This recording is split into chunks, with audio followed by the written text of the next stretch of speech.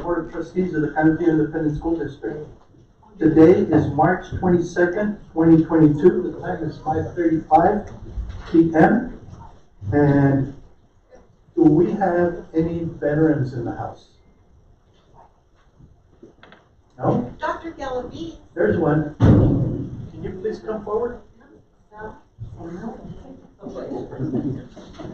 All right. And would you please lead us in the Pledge of Allegiance?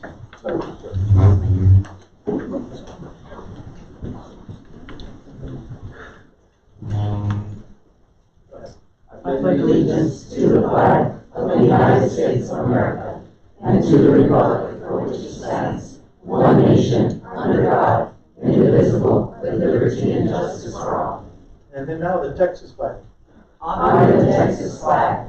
I pledge allegiance to the Texas, one state, under God, one and indivisible. Thank you, sir. Thank you. Okay.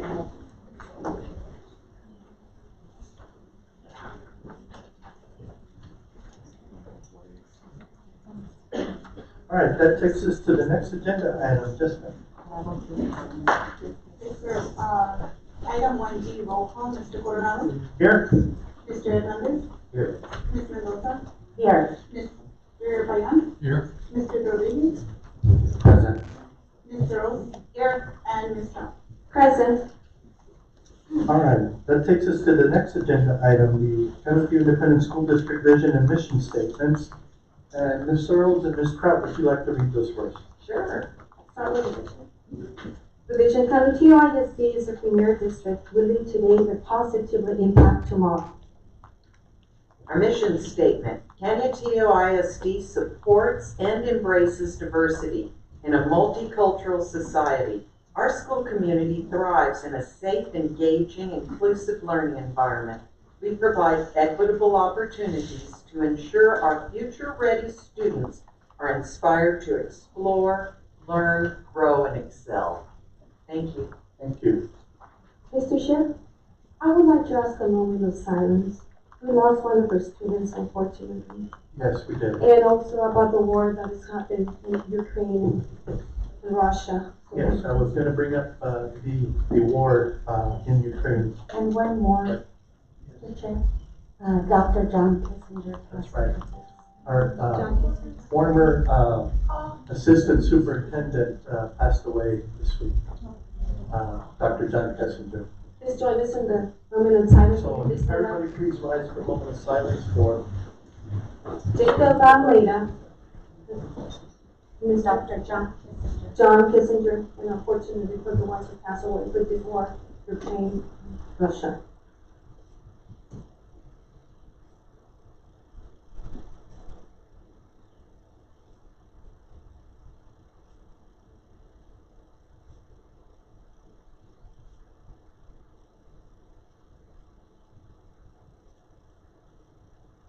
Thank you, everyone.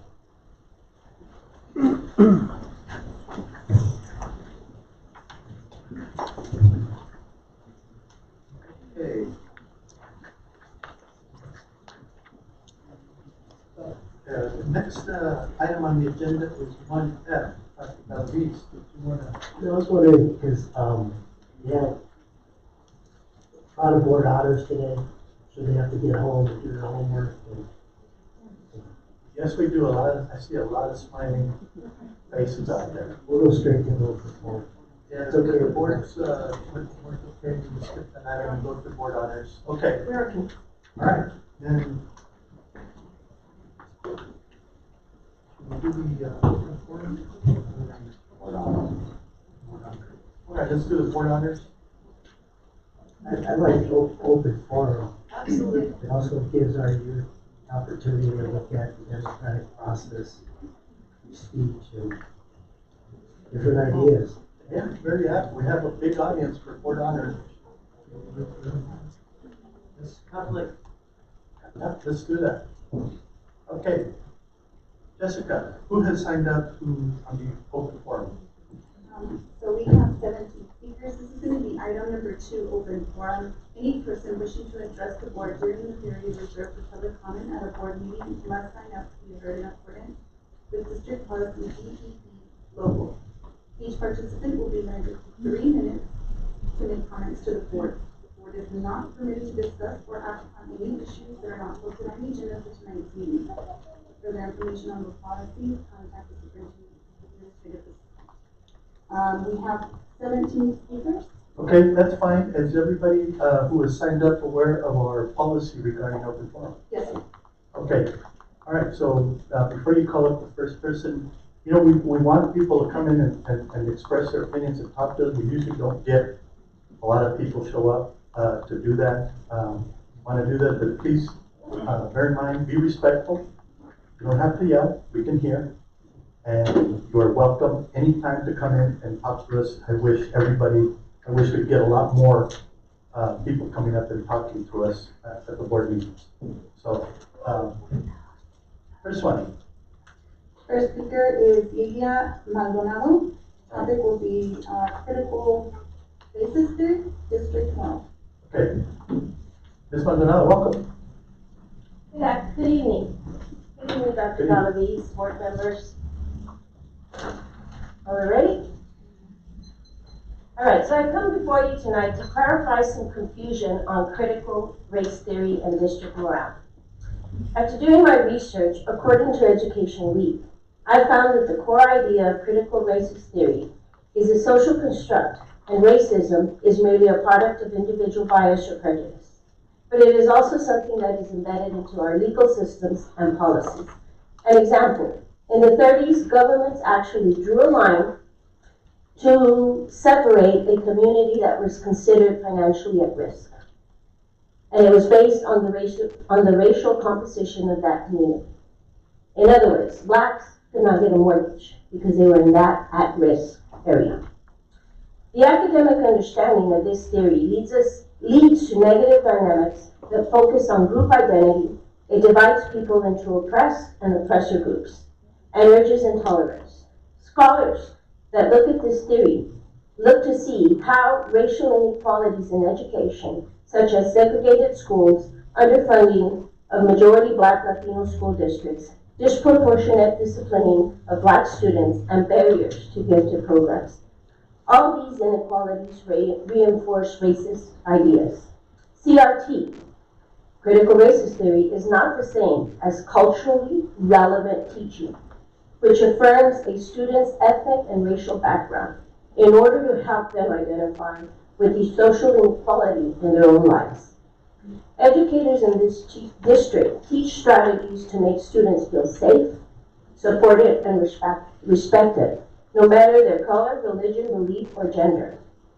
District programs such as No Place for Hate, anti-bullying activities, Friendship Week, Be Kind activities, Leader and Me, to name a few, teach respect to indifferences and diversity, as stated in your mission statement.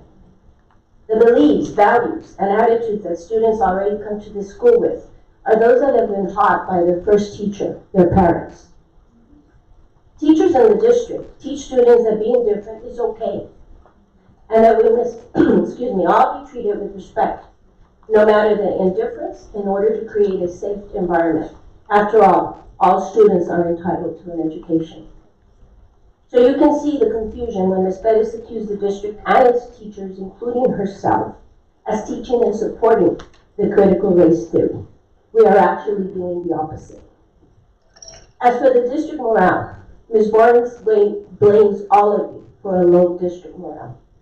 Teachers and staff are leaving because of the stress of having parents telling us what to teach, when we actually have a curriculum that we need to follow that is created by TEA. Teachers and staff are leaving because of the stress that the pandemic has brought on. Teachers are leaving for personal reasons. Wow, thank you. Thank you. Maldonado, thank you very much. Appreciate your comments. All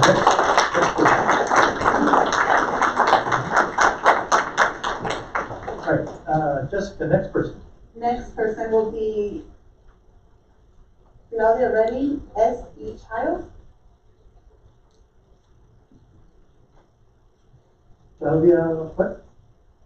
Ready? Ready, okay. At this time. Welcome, Ms. Redding.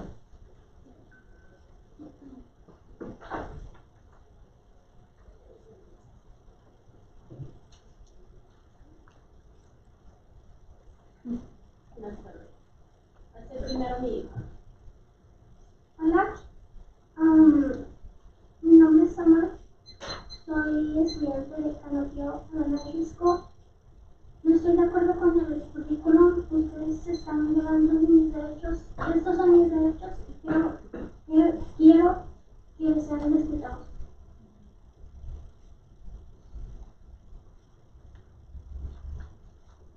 Me presento aquí como tutor legal de Joshua, Alexander y Kayla.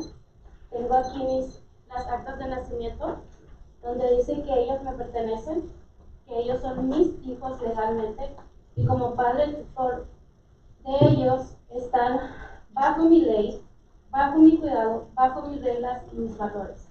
Acabamos de hacer el saludo a la bandera y declaramos que somos una nación bajo Dios. Esto es estar bajo Dios. Estos son mis valores y estoy en contra del curriculum panoramic. Eso viola mis valores. Quiero que sean respetados. También bajo el manual del estudiante de Canutillo se violan mis derechos. Si ustedes aprueban el currículum, estoy protegida bajo PERPA, que no se vaya a divulgar información personal de mi hijo a nadie. También bajo el código educativo de Canutillo, en el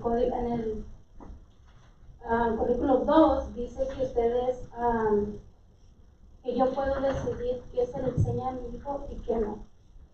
Como en el sistema educativo existe que ustedes les enseñan matemáticas, lectura, ciencias, historia, pero es mi deber enseñarles valores, morales, y al igual nosotros respetamos a los demás, pero queremos que se respete a mi hijo y sus valores. Igual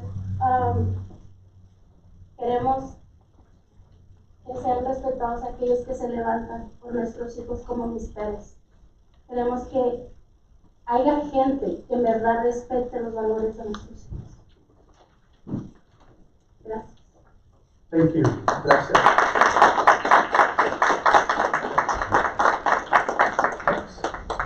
Next person, Jessica. Next will be Ms. Stacy Reddy. Topic will be panorama curriculum.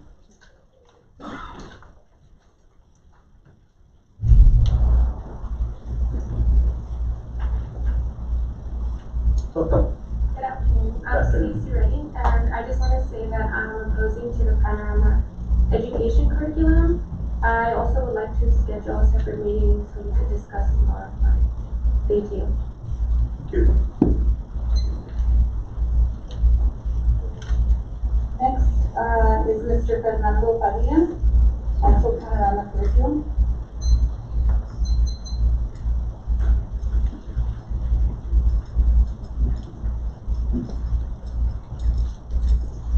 Buenas tardes a todos.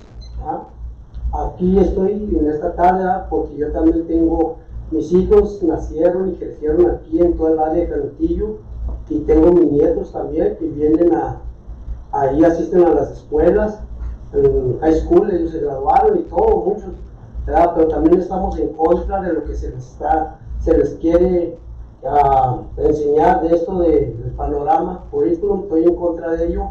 Queremos que se respete, ¿verdad? Que sea removido. Estamos en contra de ello. Gracias. Gracias. Thank you. Next speaker will be Mr. Jose Valderrama, also speaking on panorama.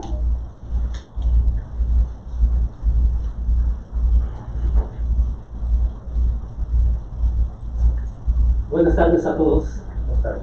Y yo también esta tarde estoy aquí porque yo quisiera que respetaran los derechos de cada uno de los que estamos en contra de ese currículo. Yo no tengo hijos, pero tengo muchos sobrinos que están en la escuela y me interesa que no se violen sus derechos. Se les enseñan morales, principios y todo, pero lo que están queriendo pasar, porque no va de acuerdo con nuestras creencias, nuestra manera de vivir, de cómo nosotros nos hemos conducido. Gracias. Gracias. Next person, Jessica. Next speaker is Mr. Alejandro Esquivel, also speaking on Panorama.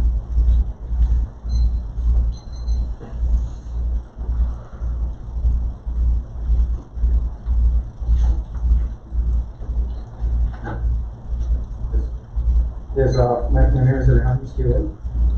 I'm a graduate of Canfield, and I also have 3 children in Canfield. And as part of the curriculum, it's important for parents to get involved and know what they're being taught. I want to say we are against this panoramic curriculum. We feel that it touches aspects that are not supposed to be done by instructors. It should be something that's more moral. Gender and stuff like that needs to be something that is taught at home, that comes from family. And we feel that this curriculum is violating those laws. We're speaking against it. Thank you. Thank you for coming.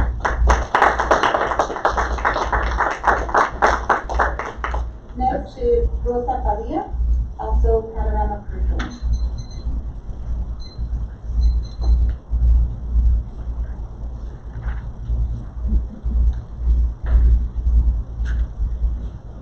Buenas tardes a todos. Buenas tardes, gracias. Nada más quiero darles a saber, ¿verdad? Que pues, yo también tengo hijos que me fueron a Canquillo, ¿verdad? Pero ya son grandes, pero tengo mis nietos, ¿verdad? Y quiero decirles que yo no estoy de acuerdo con el currículum panorama que quieren implementar. Gracias. Gracias, señora.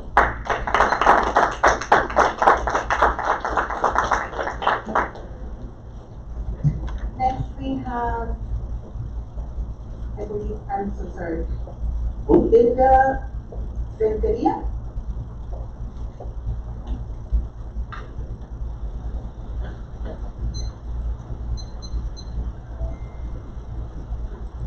All right, welcome.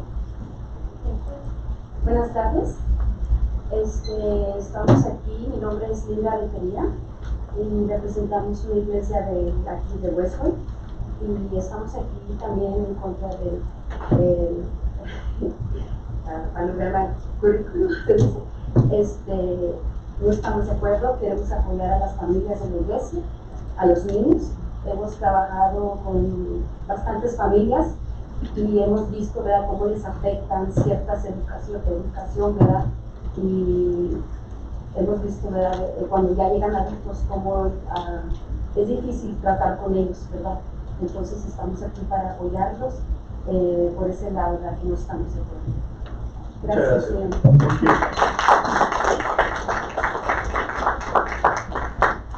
Next speaker is Mr. David Duran, also speaking on Panorama.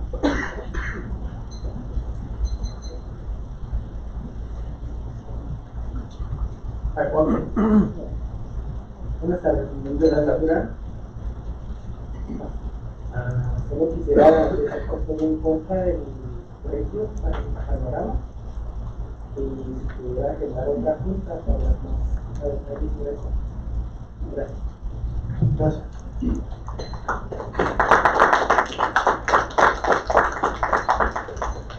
Next speaker is Martha. I'm sorry, she didn't put a last name on Panorama.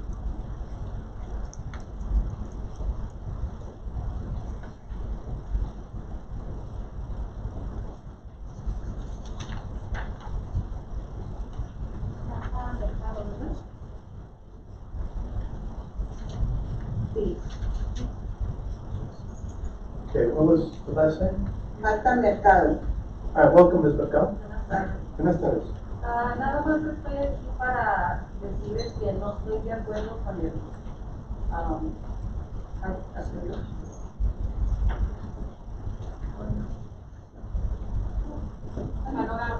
Sí, el panorama. Sí, que no estoy de acuerdo con eso, ¿verdad?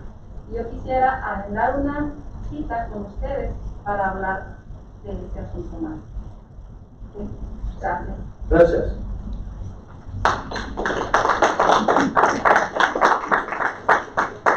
Next will be Jesus Ramos, also speaking on Panorama.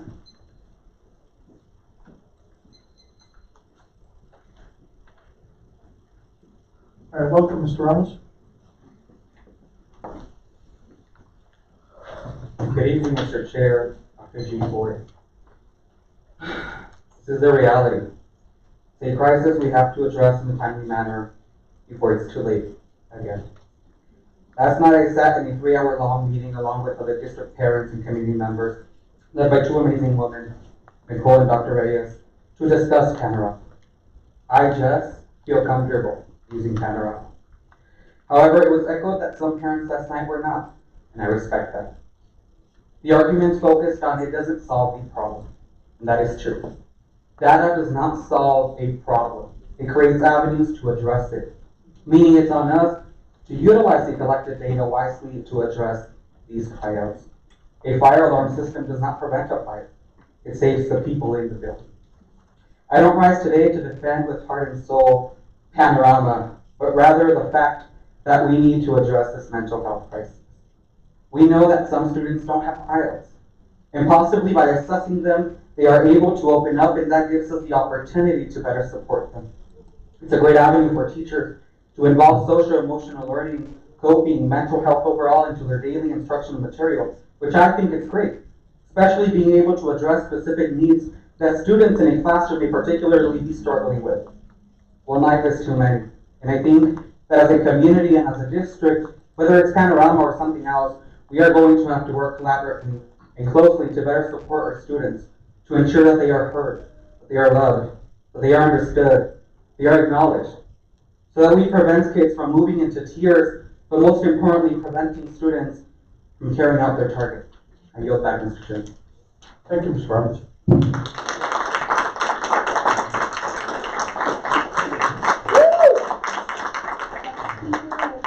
Beatriz Sanchez, also speaking on Panorama.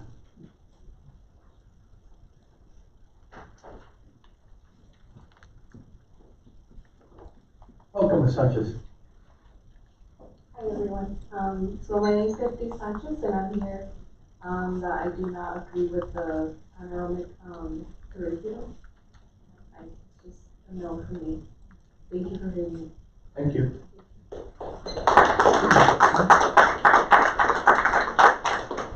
Next speaker is Emmanuel Sanchez.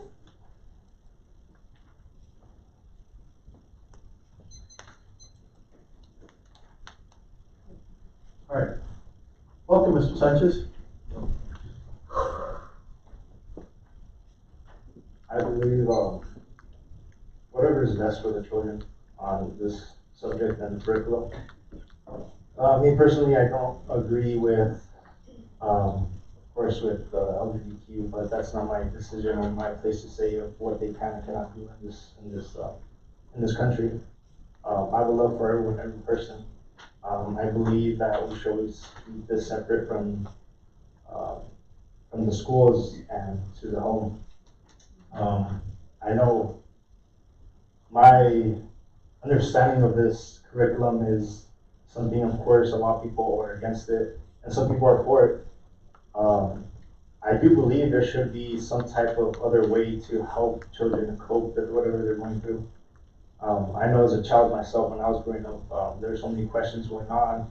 I was too exposed to a lot of things too growing up that I didn't know. For example, pornography I was exposed to as a young age. So many things that, it questions your sexuality, questions to how the world is. And I do believe there should be some type of counselors to help children grow and to answer these type of questions, because it's not just, it is the reality. It's just, I believe that there should be something implemented more on a personal level rather than just everyone being exposed to it or every child being placed into this curriculum. Like I said, I may not agree with this community, but I do agree with that we should help each other and love each other as much as we can. And even though I have Christian backgrounds, Jesus did say that he loved every single person and that we should love every person as ourselves. So to say that I want to condemn this curriculum and say that just because a person is going through this doesn't mean I don't love that person or care for that child to grow up. I do believe that there should be some type of person to help them grow and cope with what they're going through. Of course, I'm not one to say to implement my beliefs into that child. Of course not. I'm not that type of person. But at least to help them and mentor them. And I know maybe sometimes we as Christians, we like to implement what we believe, we like to implement on what should be the standard for this country, but I believe that Jesus said that to love every person as yourself, as we should, as we with another person. And of course, my Christian backgrounds would always be there, but at the same time, Jesus said to love that person. I will love that child. I love that person as myself. I deployed with a person who was gay, and I never in my life never thought I would have that same community with that gay person. But I did, and I love that guy. Like, I would give my life for him. Do I agree what he stands for? Of course not. But I love that person as myself. And I know if we were to go down range, I would take my life from him. Thank you. Thank you.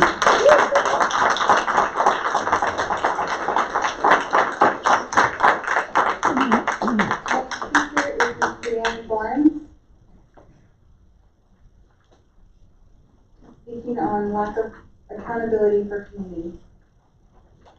Ms. Barnes, welcome. Good evening, board. So I'd like for all my comments to be on the record tonight. We are continuing to come forward with concerns that we have about material that is going to be presented or is currently available to our students. I have not forgotten about the book that is still available in our high school library. And I know the rest of your community has not either, even though Panorama has taken on some of the focus. I wanted to point out that we're not book banning or book burning, as some people have insinuated at times. What we're asking for the district, for librarians, for you to do as board members, is to curate the content that our students are available, to have availability to. That's our job as educators, is to curate the things that is put into their possession. And the fact that they still have availability to this book is not doing that. The community has therefore, through this whole process of coming and speaking and asking for you guys to act, and nothing happening, our trust that was already low to begin with is dwindling. And I know that over the last few months we have been talking about how do we build trust back with our community. All of these different things that we're thinking about doing are not going to work until you start listening to the community members who are actually coming and asking for your help. We're not being heard or acknowledged. In regards to the SEL, I was part of that meeting last night with Mr. Ramos. It was a great meeting. I learned a lot about the Panorama program. I have a lot of concerns about it, as many of our community members do. But I think that if we can put some things into place that we were discussing last night, there could be a place for something like this in our district. But as Mr. Ramos said, that data doesn't take over the personal relationship that our educators need to be having with their students. When you have personal relationships with your students and you know them, you know when something's off. You can identify it. You can say, hey, Susie, you seem off today. What's up? But our teachers have so much on their plates right now that that personal relationship is dwindling, even though we don't want it to. As educators, we never want that personal relationship to go away, but it is, even if we don't want it to. And I know Ms. Maldonado mentioned earlier that I blamed you for teachers leaving. Those words were put into my mouth. Those words have never been said. I asked what we are doing as a district to make sure that they don't leave. What are we doing to make their lives easier so that we can be more successful as a district, we can be more successful for our students, and we can make sure that we're hearing our students, we're seeing our students, we're building those relationships, and I feel like we're failing there. Thank you. Have a good night. Thank you.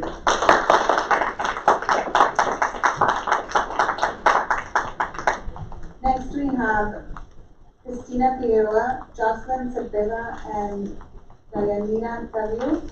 they'd like to introduce themselves as the new social workers. All right. Welcome. Social workers. As a matter of fact, Hi, good evening, board. We just wanted to come and introduce ourselves. My name is Valeria Carrillo. I am a social worker under Student Support Services. My campuses are Jose Damian Elementary, Canudillo Middle School, and Bill Childress Elementary. I'm a byproduct of you guys allowing us to have social work interns, so I thank you. I introduce myself. Hi, good evening. Sorry, I'm a little talker. So my name is Jocelyn Cepeda. I am a licensed master social worker.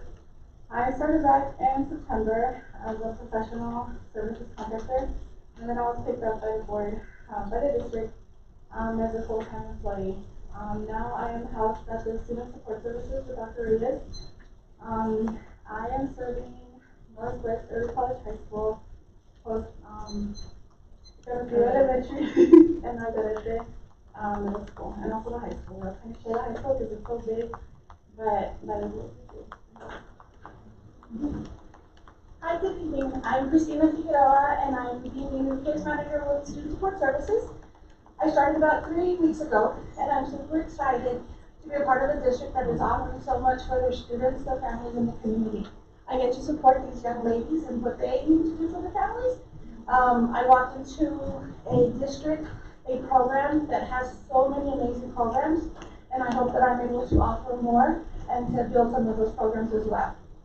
Thank you so very much. thank you.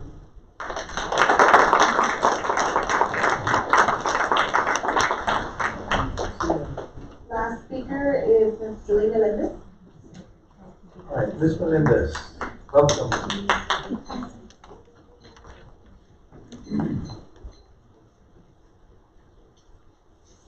Good evening, Board President, trustees, and Dr. Galaviz. I stand here wearing many hats invested in Canudillo. My name is Julie Melendez, proud and serving principal at Canudillo Elementary since 2013. A Canudillo graduate, mother of a Canudillo graduate, and a mother of a freshman at Canudillo High School, but most importantly, a product of my parents' wisdom in this community. Last month, several statements were made about inappropriate books being read to students that violated Texas Penal Code 43.24, also stating that our library had books of this nature in circulation. I'm here to dispel those accusations. Through a thorough investigation, I found none. Canudillo Elementary Library holds over 22,000 titles, of which none are inappropriate for elementary students or in violation of Texas Penal Code. CES Library follows all guidelines that are required through the TEA and State Board of Education. The teachers and staff of Canudillo Elementary pride themselves to be ethical, hardworking, dedicated, and always seeking students' best interests. At CES, we are a leader in new school, where we are teaching our students the 7 Habits of Happy Kids by Sean Covey, where we are also addressing social emotional learning through this program. We are teaching our students leadership skills, kindness, and tolerance of each other's differences. We strive for students to create win-win situations and synergize with each other for a common ground. We want students to be problem solvers and take ownership of their learning by creating personal goals. CES is a no place for hate school, where positive behavior interventions and support strategies are implemented to ensure student safety and anti-bullying. Students are aware of behavior expectations in all areas of the school. Bullying reporting and incident reports are taken seriously and investigated. Every morning after announcements, the following creed is recited at Canudillo Elementary. At Canudillo Elementary, students are expected to be safe, be respectful, and responsible. I do not want to voice my personal opinion of any political agenda or stance that has consumed these board meetings. I refuse to allow a book to define what Canudillo ISD is. We are a rising star in the region of El Paso, or the step, like my son would say, to bigger and better things. We are Canudillo. We teach, we lead, and we matter. I would like to end my statement with some food for thought. How about focusing on other pressing needs that are affecting our community? How about thinking and finding ways to identify students in an emotional crisis and creating interventions? Thank you for your time and for serving our community. Thank you.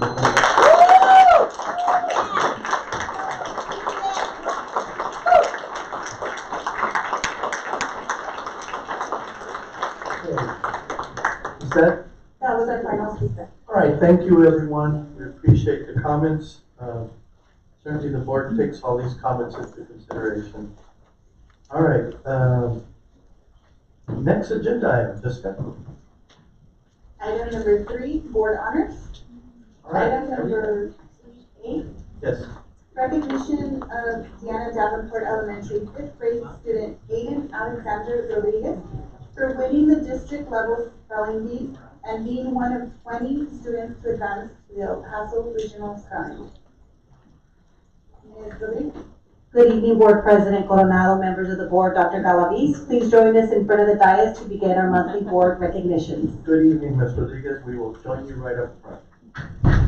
This is something very dear to me.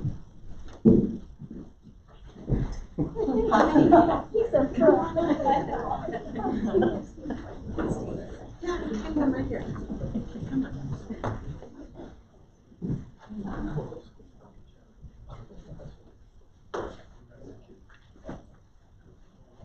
Last month, a 5th grade student from Deanna Davenport Elementary walked to the center of the 2022 District Spelling Bee stage.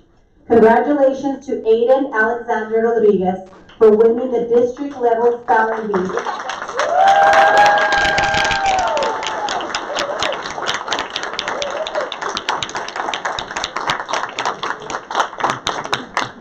And being one of the 20 students to advance to the El Paso Regional Spelling Bee. Congratulations, Aiden.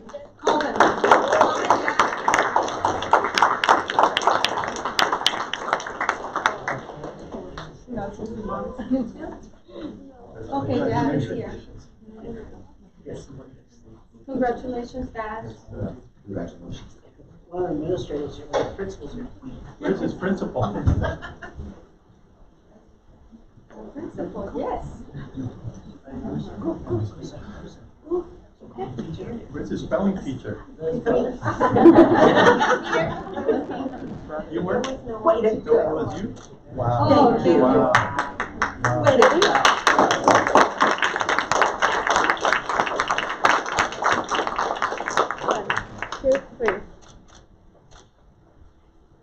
Really good.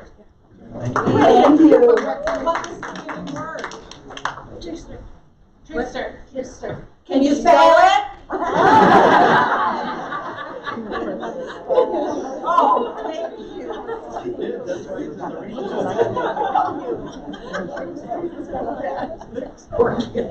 Students throughout the district paved the road to discovery at this year's district science fair. Students presented their projects while attendees got to explore and learn through a variety of activities. Congratulations to our students who won Grand Champion, the top spots with the highest scoring projects in each grade level, 3, 4, and 5. Congratulations to 3rd grade Grand Champion, Sofia Estrada, for her project Exploding Rainbow.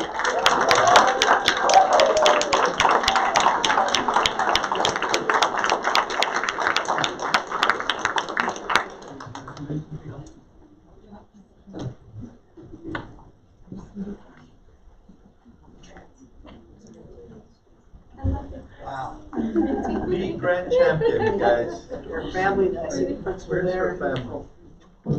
Your, Miss Alabama. Third grade. That's great. Family, grandma. Can we do her? Here's the mom. Her sister and dad. Oh, wow, everybody. Oh, she went to. And actually, her sister, I haven't got there, but her sister is a 5th grade Grand Champion, Zara Estrada, for her project, Rainbow Light.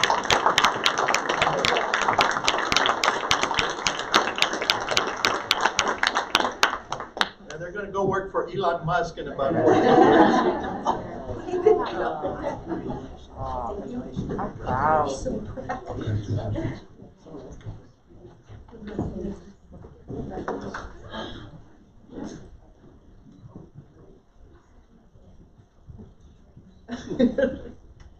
Ready? Can you take your mask just for a second? Oh, 1, 2, 3. Perfect.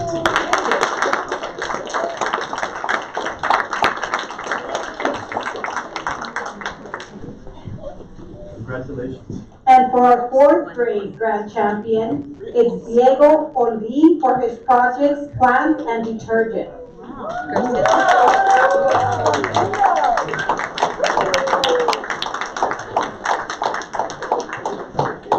Wow, these are science teachers. Yeah, good job. Congratulations,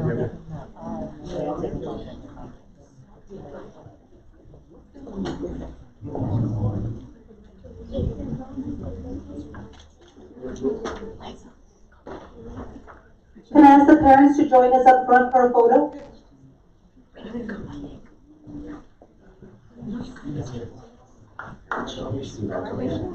Way to go, Mommy. Congratulations. Congratulations. Congratulations.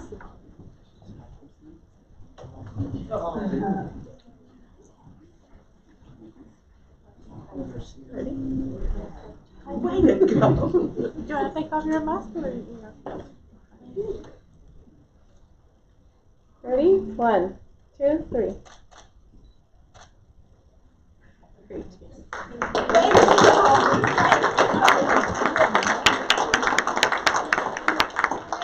The 3 winners with the board. Can Zara and Sophia and Diego come up? Gonna get in front of you. Roll on either side.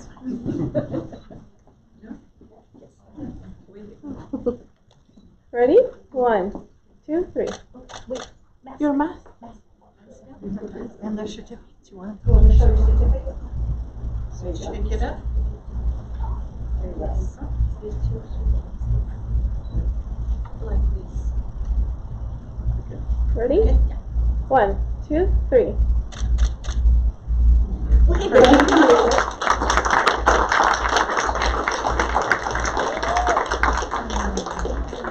Thank you.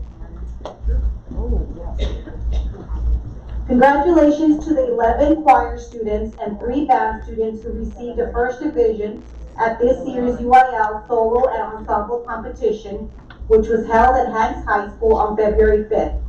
The choir is under the direction of Mr. Willie Adame, and the band is under the direction of Dr. Regino Ramos, and Mr.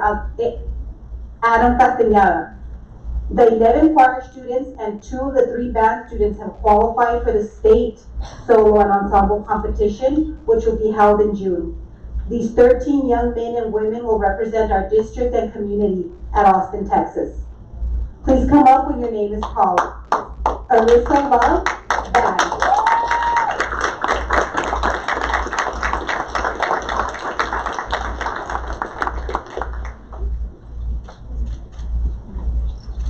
Alan Herrera,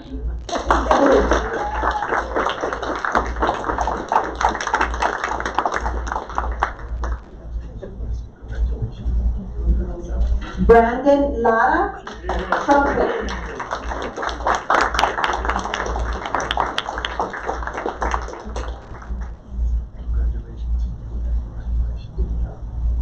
Good luck at the state. Lily Garcia, choir.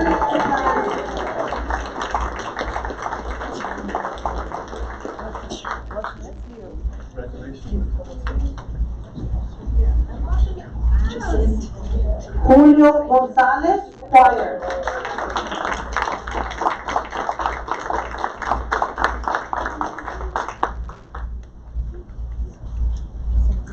Luz Rodriguez, choir.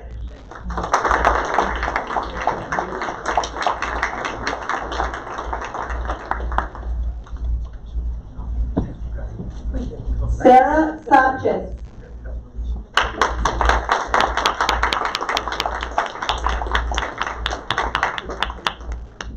Esteban Aguilera.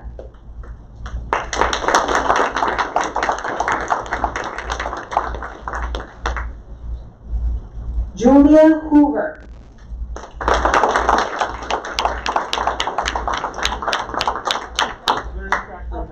They're in track right now.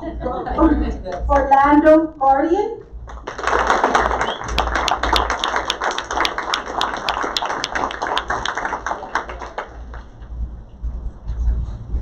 Alexis de la Paz.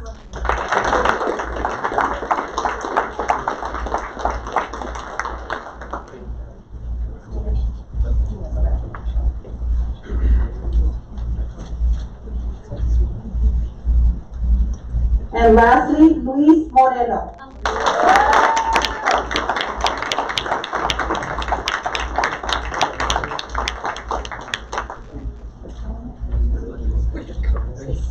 And thank you to our teachers, our staff, for your dedication and passion in teaching our students the art and beauty of music. Can you also join us up front? Sorry, my mistake. I missed one. Naim Juarez, choir.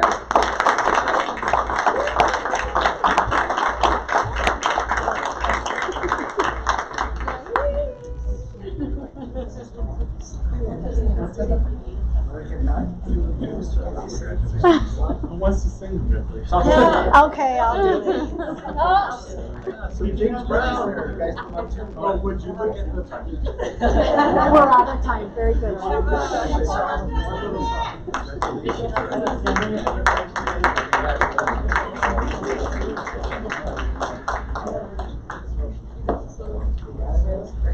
Sir. You know that. Congratulations.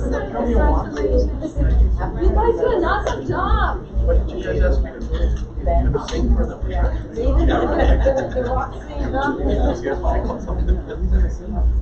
All right, Lily, you want to sing?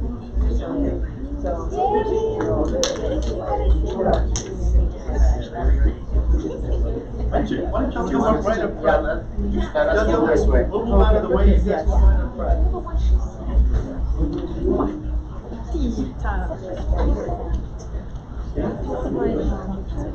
There you go. And look what happens. Can I get a picture? Thank you. Or can I get a picture before you go? So I can We'll do the picture, then they can say it. Sorry.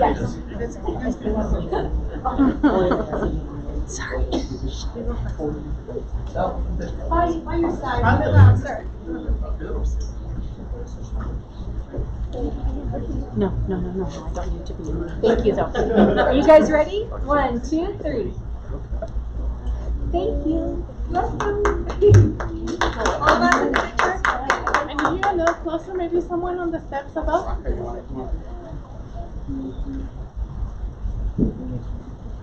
Ready?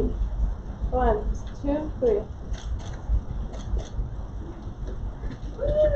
All right.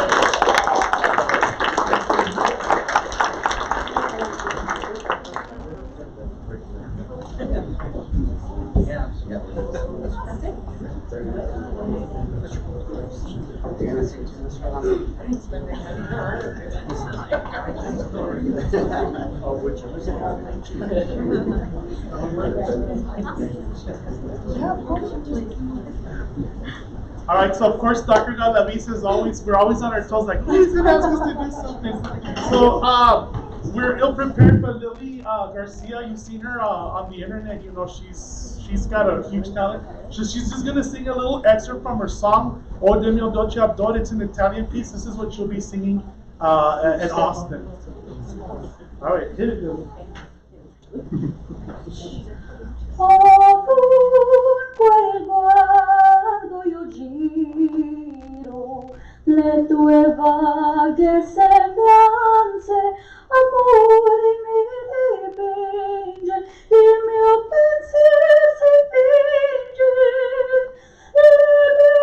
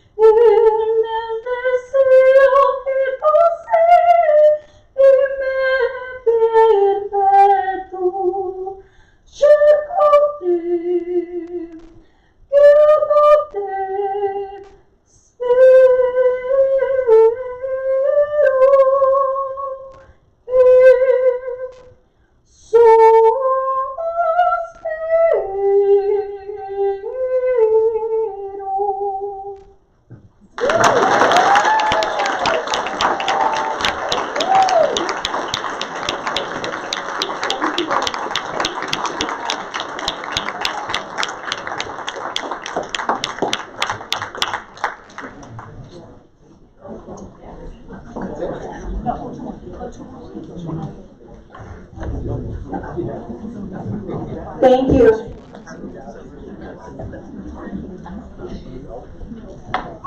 Moving on to our next recognition. March is Social Work Appreciation Month. At Canutillo ISD, our social workers are able to light the way, emphasizing the whole child, collaborating with other professionals, and linking students and families with needed services. Thank you to our district social workers and their team for all the work they do for our students. Can you please come up to be recognized when I call your name? Lydia Hernandez Morera.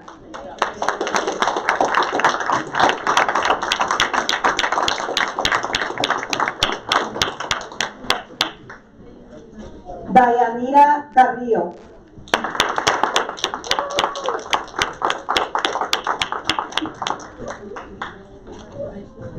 Jocelyn Cepeda.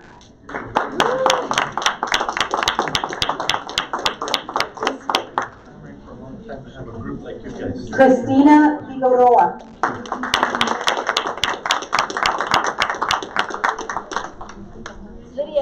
Lydia.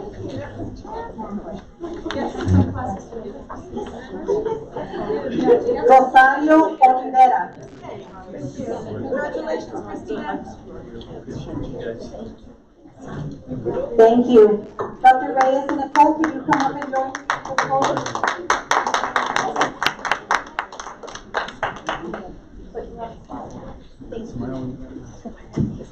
Can you tell?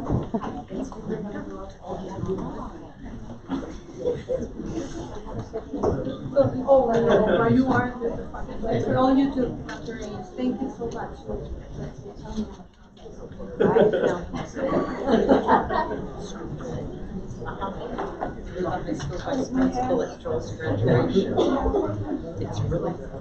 Congrats, Nicole.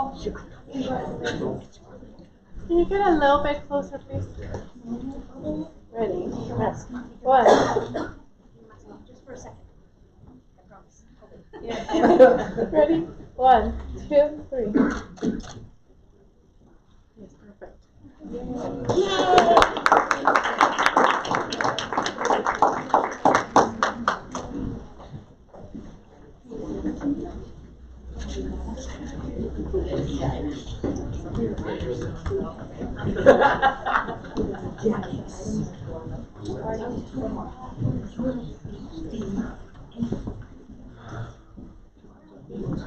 Collaboration is key, while individuality isn't.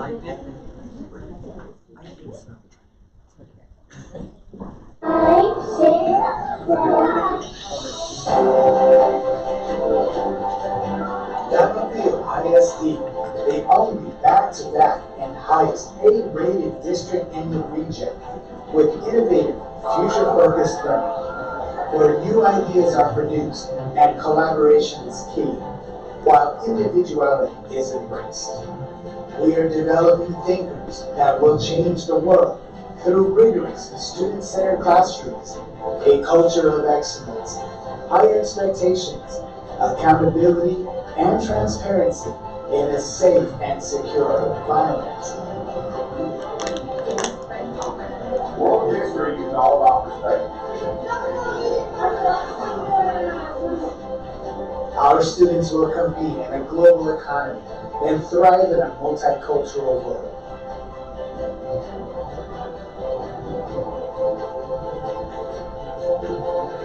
Canutillo ISD is reimagining learning. We are taking a crisis and creating an opportunity. Congratulations to both of you. Speaks volumes of your hard work and dedication. Never stop learning. Never stop dreaming. Canutillo ISD, a premier district preparing tomorrow's best today.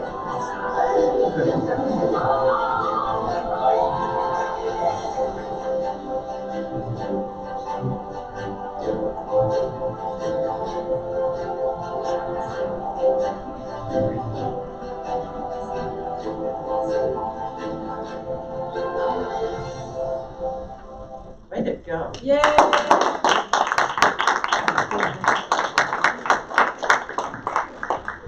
Canateo ISD, a premier district and a proud district. Now for our final recognition. Our communications department shined bright at the 2021 Texas School Public Relations Association Star Awards. The team won 10, that's right, 10 Gold Star Awards for an array of communications, including writing, videography, graphic design, marketing, branding, and original art. Some that took gold. In print, the district newsletter Envisions. In video, our image spotlight of Premier District 2020, which you just viewed. Our published news or feature, what the classroom will look like in the fall, are just a few of examples of the work that was recognized. Please join me in congratulating from our Public Information Office, Laura Caballero.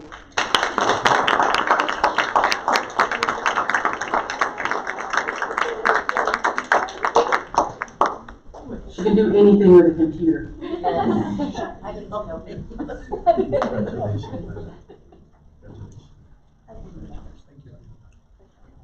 The writer in the group, Christina Rodriguez.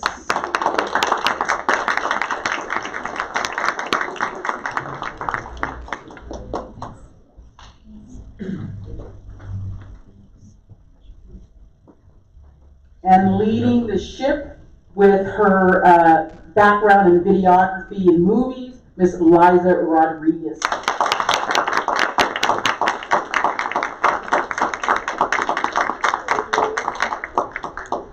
We all need someone to take a picture.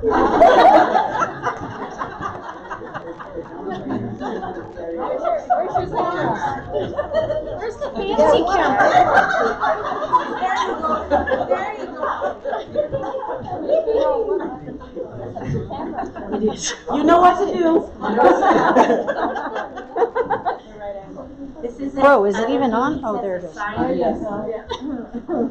No pressure, clap. No pressure. Girl, is this even on? I got you. Just 1, 2, 3. Just press the button. Press all of them. I am. I'm pressing them all. You took 5 already. Probably. Okay. Let me get my fancier camera. Sorry, Lottie, you are quite talented. No, I'm not. There you go. Thank you. Board members. I'll send you 2.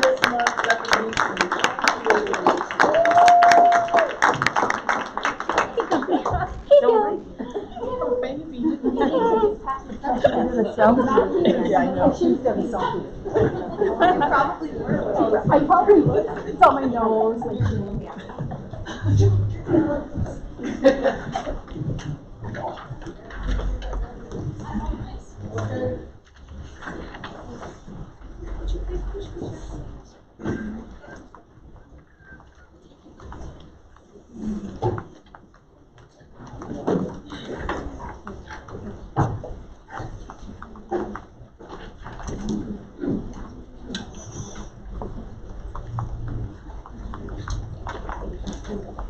That was a great presentation. Any comments from the board, real quick? Ms. Searles? You know, that was awesome. Spelling is one of my favorite things in the whole world. Our own, very own boy is amazing. And which one of us didn't have a kid who had to make a science fair project? Yeah, we all know how amazing the parents are, as well as the children that came to work from. I just stand in awe that we've got so many amazing kids and parents. And Mr. Coronado, I was going to say something else. I'm so sorry to be pulled in the color. I'll think of it and come back. All right, Terrible. thank you. Thank you. I would like to add something, and I would like to congratulate all of them, all the district employees here. But definitely, I would like to support a lot of the social workers in honor of Appreciation Month. Thank you. And thanks to you as well, Dr. Reyes. Thank you, Nicole, and thank you to all your staff. You guys are doing tremendous job. Even with the short personnel, you do guys a lot. So thank you so much. I really appreciate it from the bottom of my heart. Thank you. Thank you, Ms. Trout. Anybody else? Mr. Bayat? Again, I want to reiterate what I've been saying for the longest time. And we've got a terrific administration, leaders in every department that we have, as reflected by our kids' success that they're enjoying this community. We heard some comments today, especially from the youngsters that are going to state with their awards, the choir, the spelling, the band. And it's just one more reinforcement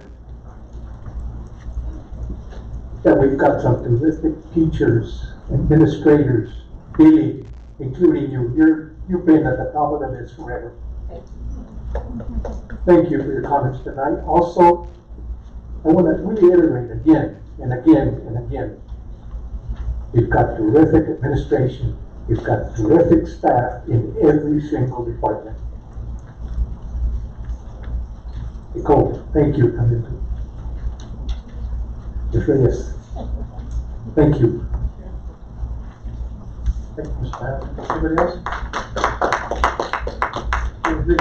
I just wanted to congratulate, it's kind of refreshing to see so many of our kids succeed, and sort of what the video talks about is letting every individual flourish. And so I'll have more comments on the agenda item, but I think it's important to notice the good work that our staff continues to do and has done. And I have the utmost respect for staff, and as we can see with the success of our students today, continue the hard work, and we appreciate it. Thank you. Well said. Anybody else?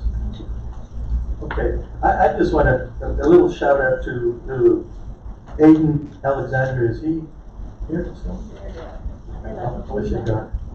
But anyways, I too, like him, was represented the Canateo district in the El Paso spelling bee, but I did not advance like he did. So kudos to Aiden. And the other comment I want to make is that it really makes my heart glad, because I had been clamoring, and the board had been clamoring for a long time to have a social worker network like we have right now, and I wish we had more. You guys are doing a great job.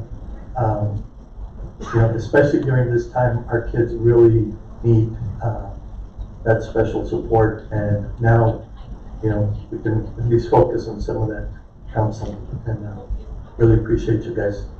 Thank you all. All right, anybody else? All right, let's move on to the next agenda item. Yes, 1 second, Mr. Payano. En una respuesta en español que les quería presentar, el programa de los counselors que tienen Nicole es siempre para ayudarle a los chamacos que están teniendo problemas. Jess, gracias por su comentario. Buenas tardes. It's commendable for you to stand up and say what you did. It's reflective of what we need to do and accept everybody for what they are going through. But we need to provide that assistance. Gracias por todo lo que está pasando, especialmente con el programa que tenemos. Mucha gente lo ve negativo, otros lo ven en un programa positivo, pero tenemos que aceptar lo que los consejeros presentan. Son programas para ayudar a los chamacos, nada más. Gracias. Thank you. All right, next agenda item. Next agenda item is item number 4, Board of Trustee business. Item 4A, discussion and possible action on Lone Star Governance, LSG, student outcome goal progress.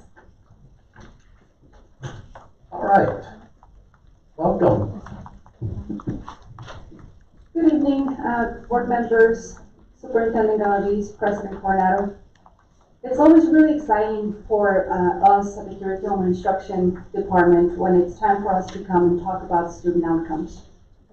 The presentation that we have today, although it's short, I think it's a great segue into bringing us back to what really matters. And that's what's happening inside the classrooms and the academic learning that our students are showing. Tonight, we will be presenting data on early childhood education, literacy, and math. You could take us another 2 slides forward. The first data point that I'd like to present to you is the kinder growth.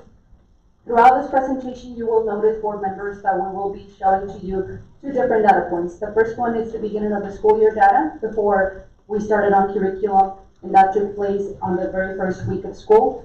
So that's when you see the VOY data. The next data point, and that will be applicable as well as we move forward through this presentation, it's the middle of the school year data, which is a little bit before the Christmas break. As you will notice on the math sections, as a result of our acquirement as a math innovation district, we are now able to see that in mathematics we can measure approaches, meets, and masters as early as kindergarten, so that we can get an anticipation on how these students will do when they do take the state assessment. You will notice an incredible growth. When it comes to approaches, we're almost twice as much as what we were in the beginning of the school year. Our masters has also, our meets has also duplicated, and our masters is 4 times as large as what it was at the beginning of the school year.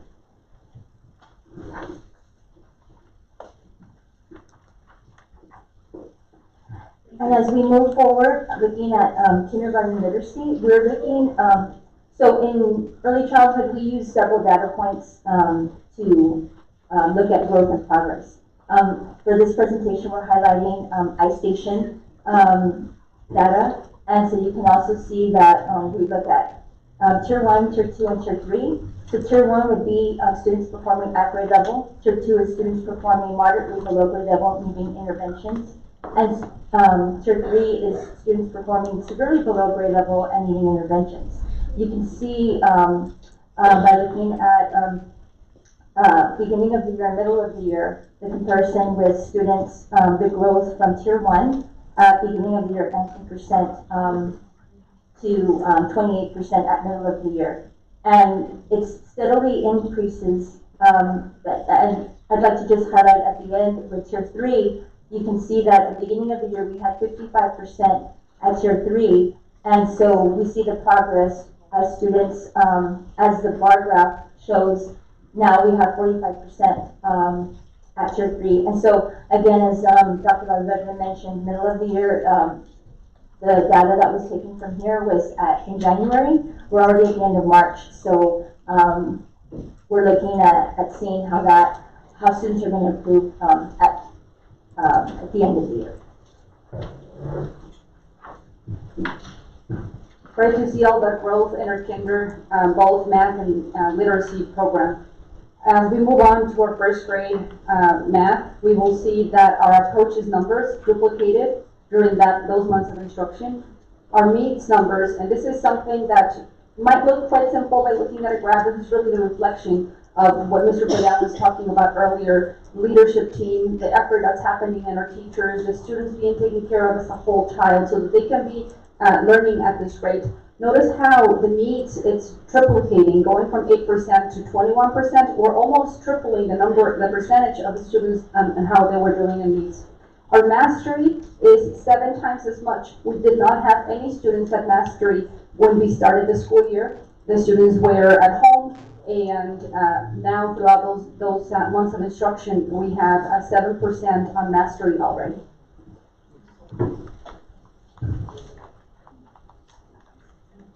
And then again, with grade 1 literacy, you can see the growth from beginning of the year to middle of the year, with Tier 1 increasing from 25% to 37%. And then again, just highlighting the Tier 3, how you see the bar graph decreases in terms of the percentage of Tier 3 students at 37% at middle of the year, and with that growth increasing at Tier 1.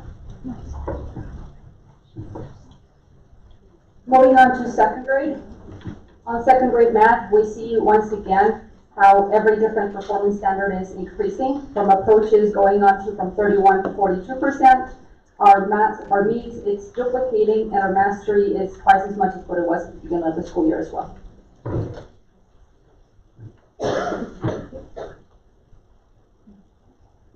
And then again, just highlighting with literacy, you can see the growth as well with students increasing in Tier 1 from beginning of the year to middle of the year. And then just to take into consideration that These students at grade 2, 2 years ago, they were, it was kindergarten.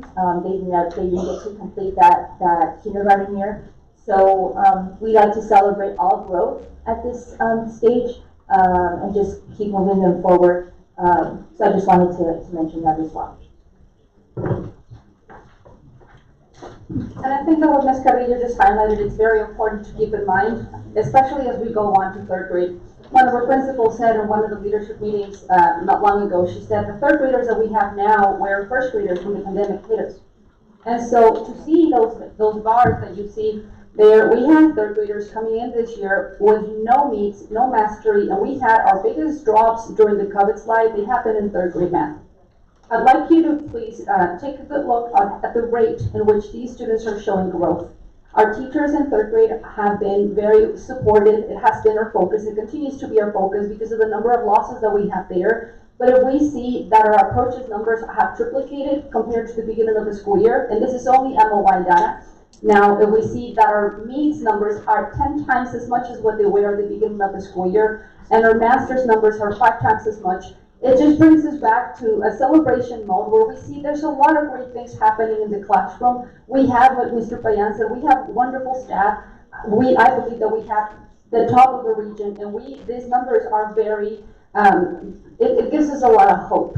Hope that maybe some students and many people lost during the COVID time. Our students are showing a lot of growth. Our teachers are working super hard in the classroom, and a lot of the efforts that we have put together throughout those years, we can see the product of all those efforts. So this is 3rd grade math.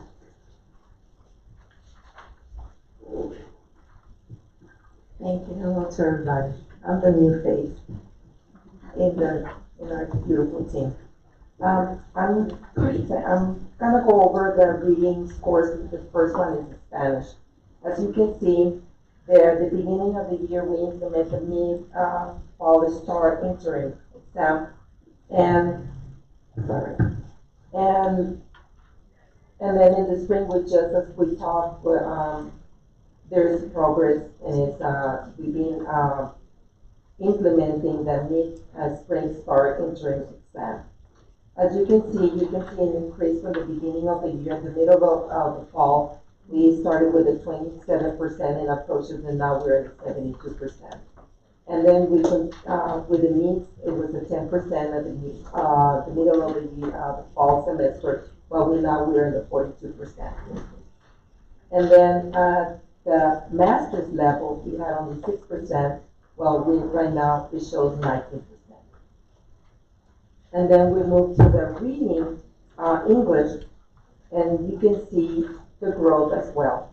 You see from the mid-fall, 32% of the students score approaches, while now right now increases to 72% as well.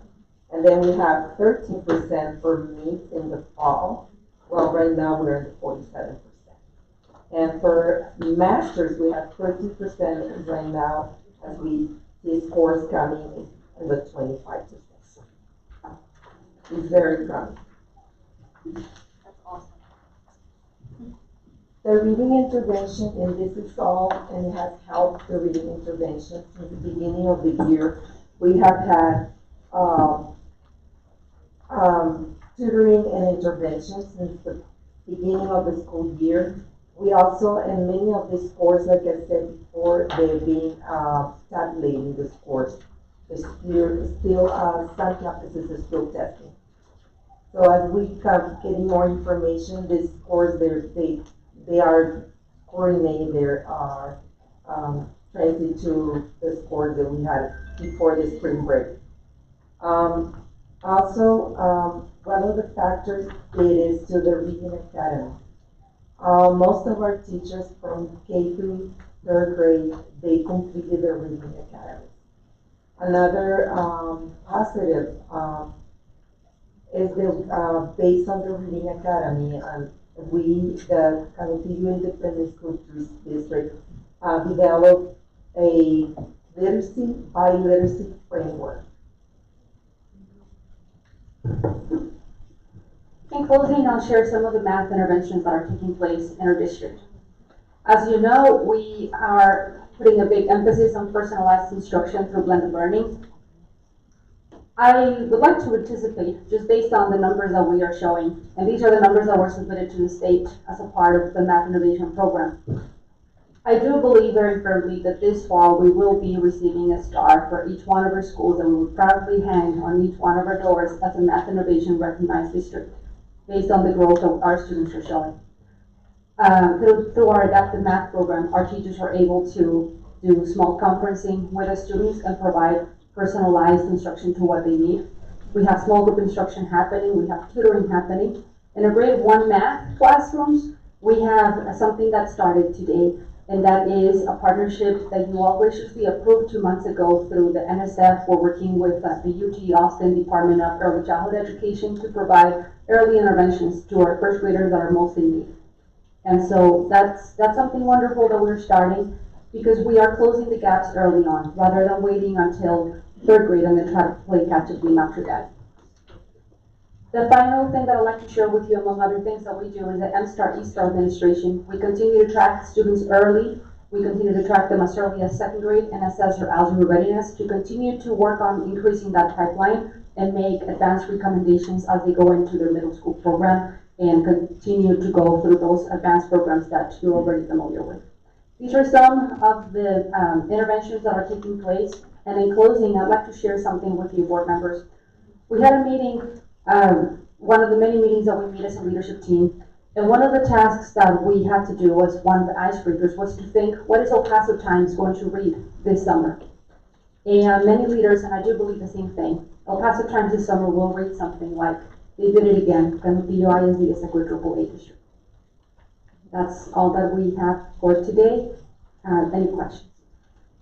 All right, I'll start on my left. Board? Keep up the good work. Yeah, no questions, but I have a comment. How you guys highlighted that, I think that's really important, how the students, especially as they got older, weren't in school, and the fact that you guys are making those gaps, those jumps, are, it's amazing, but awesome work. Anybody else? Just right up? No. Thank you for the great work. Continues, and one other question I have on the subsequent grades, 4th, 5th, 6th, are we still working to get those kids also?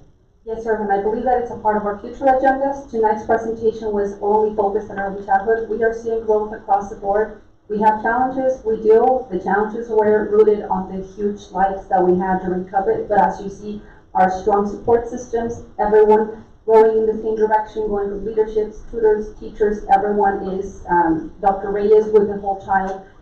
This is showing that our efforts in our collaborative team work, it's helping to promote student outcomes. Thank you. Just very much, thank you very much. All right, my right. Reading is everything. I mean, it's everything. And when I saw the, sad when I saw the kinder scores, and then when you get to the 3rd grade, which is what it's all about, correct? They're in 3rd grade. It made me so very happy that we're moving really forward. And the yellow bar, the masters, was up significantly, and that means a lot. And I'm sure to parents and children as well. Thank you very much. I appreciate the rigorous curriculum and striving to get them there. And that no isn't an answer, obviously. It's yes, correct? We can do. Appreciate it. Thank you. And Sure. yes, thank you. I would like to go to page 20, where it's tier 2. I noticed in tier 2 stayed the same amount, 20% and 20%, the Bournemouth swell and the other ones. This is because in that time they didn't attend physically. And page 23 as well, approaches and needs, 13 and 13%. They stay in the same level. What is the reason? They didn't move forward? I do understand that this one, it is, they make it good. They make it awesome, and this one, but it, it moves to 25. Okay, okay. Dr. Galaviz is and thank you, Dr. Galaviz, for all your job as well. I need to congratulate you as well. Thank you, teachers. Thank you to all of you. Grade 2 literacy. Grade 2 literacy. Tier 2. And so when we gather the data for middle of the year and beginning of the year, so those students, we do highlight those students that need those interventions, and so they're slightly below grade level at that point. And so you see some students that may be moving up to tier 1 and they're at grade level. And so, the program that we use for iStation adapts to where they're at. And so sometimes they stay within that. And I just wanted to add with the interventions that we're providing at kinder and K through 2, in addition to what Ms. Laura mentioned with the guided reading and the tutoring and the interventions, iStation also provides interventions for teachers to continue working on that small group instruction. And also, we have begun implementing Foundation's phonics program under House Bill 3, which our teachers started using this year. And so we're hoping that by the end of the year, just continuing working on those foundational skills, that we're going to move those tier 2 students that are kind of on the borderline that we're monitoring, they'll gradually move to tier 1. Okay, that's good. The math intervention starts at which grade? Well, we're constantly providing math interventions at all levels, but the program that I'm thinking, are you asking about the program with the with UT Austin that we're starting? It's currently right now in grade 1, so we're in first grade. So we're highlighting, we're focusing on grade 1 to close those gaps, and we're working with those small groups, 4 students per classroom at each campus. That will get that additional 30 minutes a day of intervention. And I love that, because that's what you were mentioning, to close those gaps so the kids, that's what we could detect that them are kind of, struggling with this. That's the time, so we could close those gaps so that by the time that they move on and go to middle school, they are successful.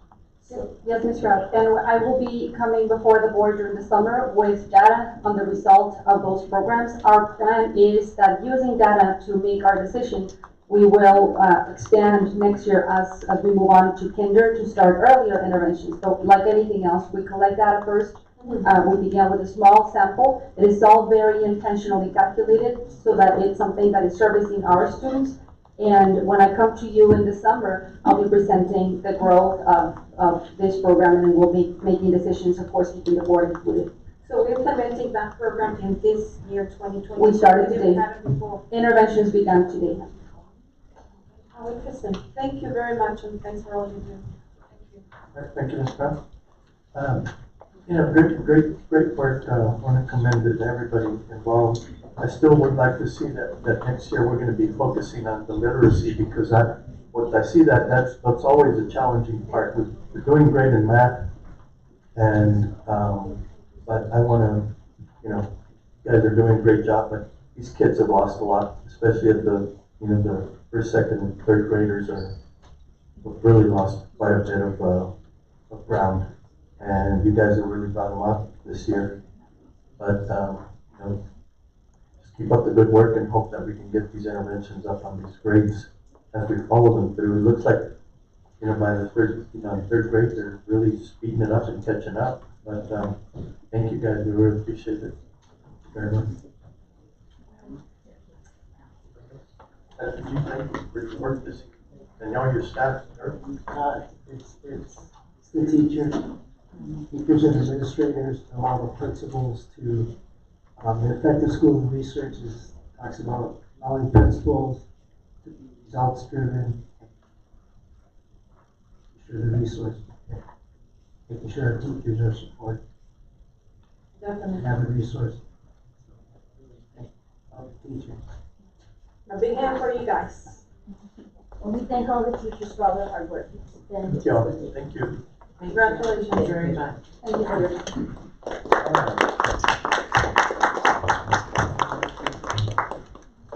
All right, with the board's consent, we will pick up item 4C. Is that okay? Are you pulling something from the consent agenda, Mr. No, Chair? 4C. Where we're talking, 4C? Okay, a discussion regarding okay. Yeah. Board okay with that? Okay. I'm okay with that. Jessica? Item 4C, discussion regarding the culinary pathway. All right, Ms. Searles. Yes, it was brought to our attention at our last meeting that we were canceling our culinary pathway. And so that was a problem for me. I like to eat. I like to eat good food too, and I think our students do a really good job. With that said, it was disturbing me. Why are we going to cancel this program? And so I asked for help from Dr. Galaviz. He sent help. The help and the information I got was not current, and that we all got. It wasn't current information. Most of it was from 2018. I'm going to refer to, not a funny is going to believe it, that this came from the stock report. Stocks, not so much as jobs. Strong hiring in the leisure and hospitality, healthcare, and business service sectors helped job growth surge in February 2022. Restaurants and bars added nearly 124,000 jobs, while accommodation and lodging businesses tacked on roughly 28,000. So, in 1 month, the February jobs, 179,000 jobs in leisure and hospitality, which would be the pathway out of our culinary students' efforts. I've got our workforce, the December review, the current workforce development. It also tells us the #1 top 5 job postings in the Borderplex region. #1, leisure and hospitality. And I could go on. I've got, I made notes. I've got Borderplex, workforce development area, 10 labor market information. It's all talking about leisure and hospitality. I've got our Borderplex Alliance 2025 Ascend Plan. And, I could go into deep detail on this, but everything cites what I read from the beginning, that after COVID, which is a big deal, 2 years ago, things didn't look, maybe this was a good decision 2 years ago. Now, that decision is not the same decision as we just heard from our curriculum and development people. Things have changed. Things have changed a lot. And I think that we need to grow and mold and work with that change. Rethink canceling our culinary program. I see a young man standing here, Mr. Coronado. I don't know this young man, but I know he sings. And I know he was just here for the honors. I have a feeling he has something to say with the board. The public can speak on agenda items if they're going to speak, but before we do that, I'd like to think that administration has information. All right, yes, at this time, sir, that came up with me. We actually have multiple of us coming to speak tonight. Do you have a comment on the agenda item? Yes, ma'am. Yes, sir. Yes, sir. So I'm Orlando Guardian. I am a senior at Canopio High School, and I have been a part of the culinary program for all 4 years. So starting my freshman year, we started learning all about this stuff, and not only is the culinary program they're teaching us how to cook and doing all this stuff, they also bring us opportunities and other jobs, not just in culinary, but running the businesses and other stuff. We first start off with hospitality and tourism, and then go into the culinary, basics of culinary, intro to culinary arts and all that stuff. When I got hit with COVID, I wasn't able to be in the kitchen and learn a lot of stuff, but my teacher, Ms. Castillo, really did help us learn and send us videos and teach us recipes that all she could do from home.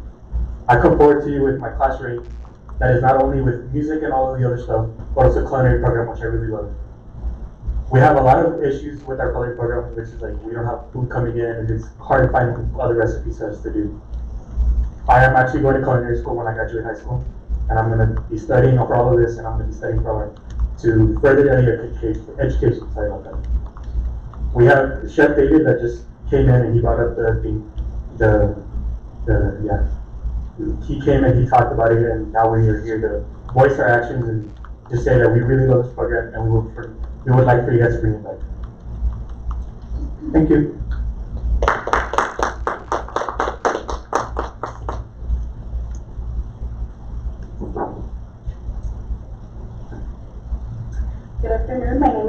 Rocha, and I'm actually a junior at Canopio High School. I've been enrolled in this program for the last 3 years.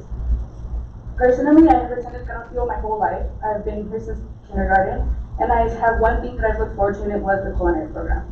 Personally, it has taught me multiple skills that I use at home and at school.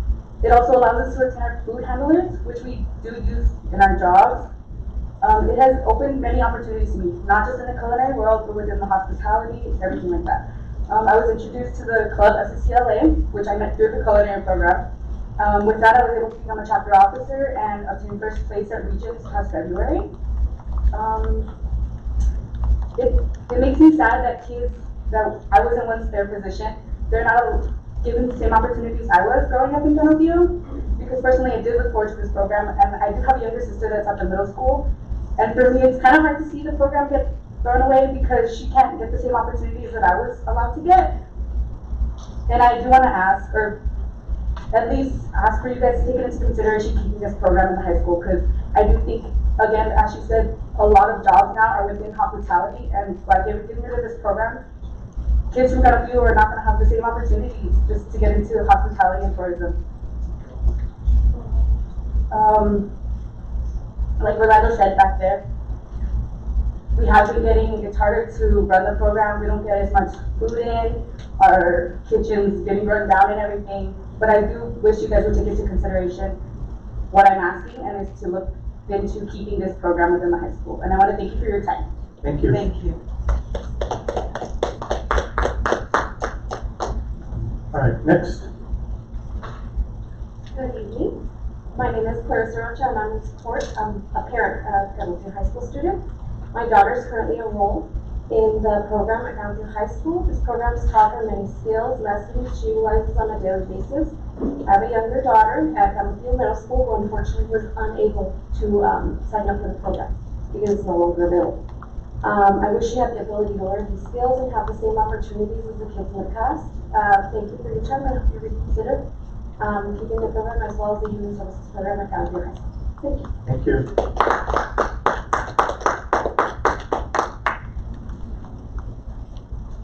Hello board members, as you may know, my name is Lily Garcia, and I'm currently a junior at Canopio High School. Unfortunately, I have heard that the Culinary Arts and Human Services program will be abolished at my school, and because I always speak for what I believe is right, I am here standing today to talk to you about why this program should stay, and how it's not only benefited me, but those around me as well. Never in my life did I believe that the 2 teachers in this field would make such an impact in my life. Ms. Rodriguez, being the teacher for Human Services, is currently my class sponsor, where my journey began the second I became class president my freshman year. Since my freshman year till now, I have seen how dedicated, loving, and sincere she is to teaching this program, and how my fellow classmates are involved as well. I met Ms. Castillo, the Culinary Arts program teacher, my freshman year. I had the privilege to join an organization known as Family Career Community Leaders of America, which is a student-led based organization where I now represent Canopio as a state officer. Our chapter fundraises for our trips and for our members to have fun. But without our culinary program, we are not allowed to do that. Many of the culinary art program students have their food handler's card certificate, where I myself have it as well.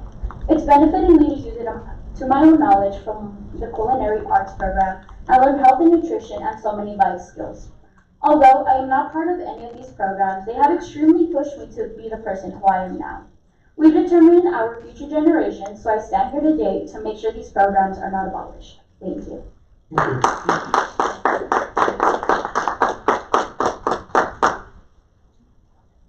Hello, Board President Coronado, Dr. Galaviz, and board members. My name is Alan Herrera. I am, or actually was, the Texas SCCLA Region 1 Vice President of Projects and Service Learning. I discussed SCCLA back on August 24th, 2021.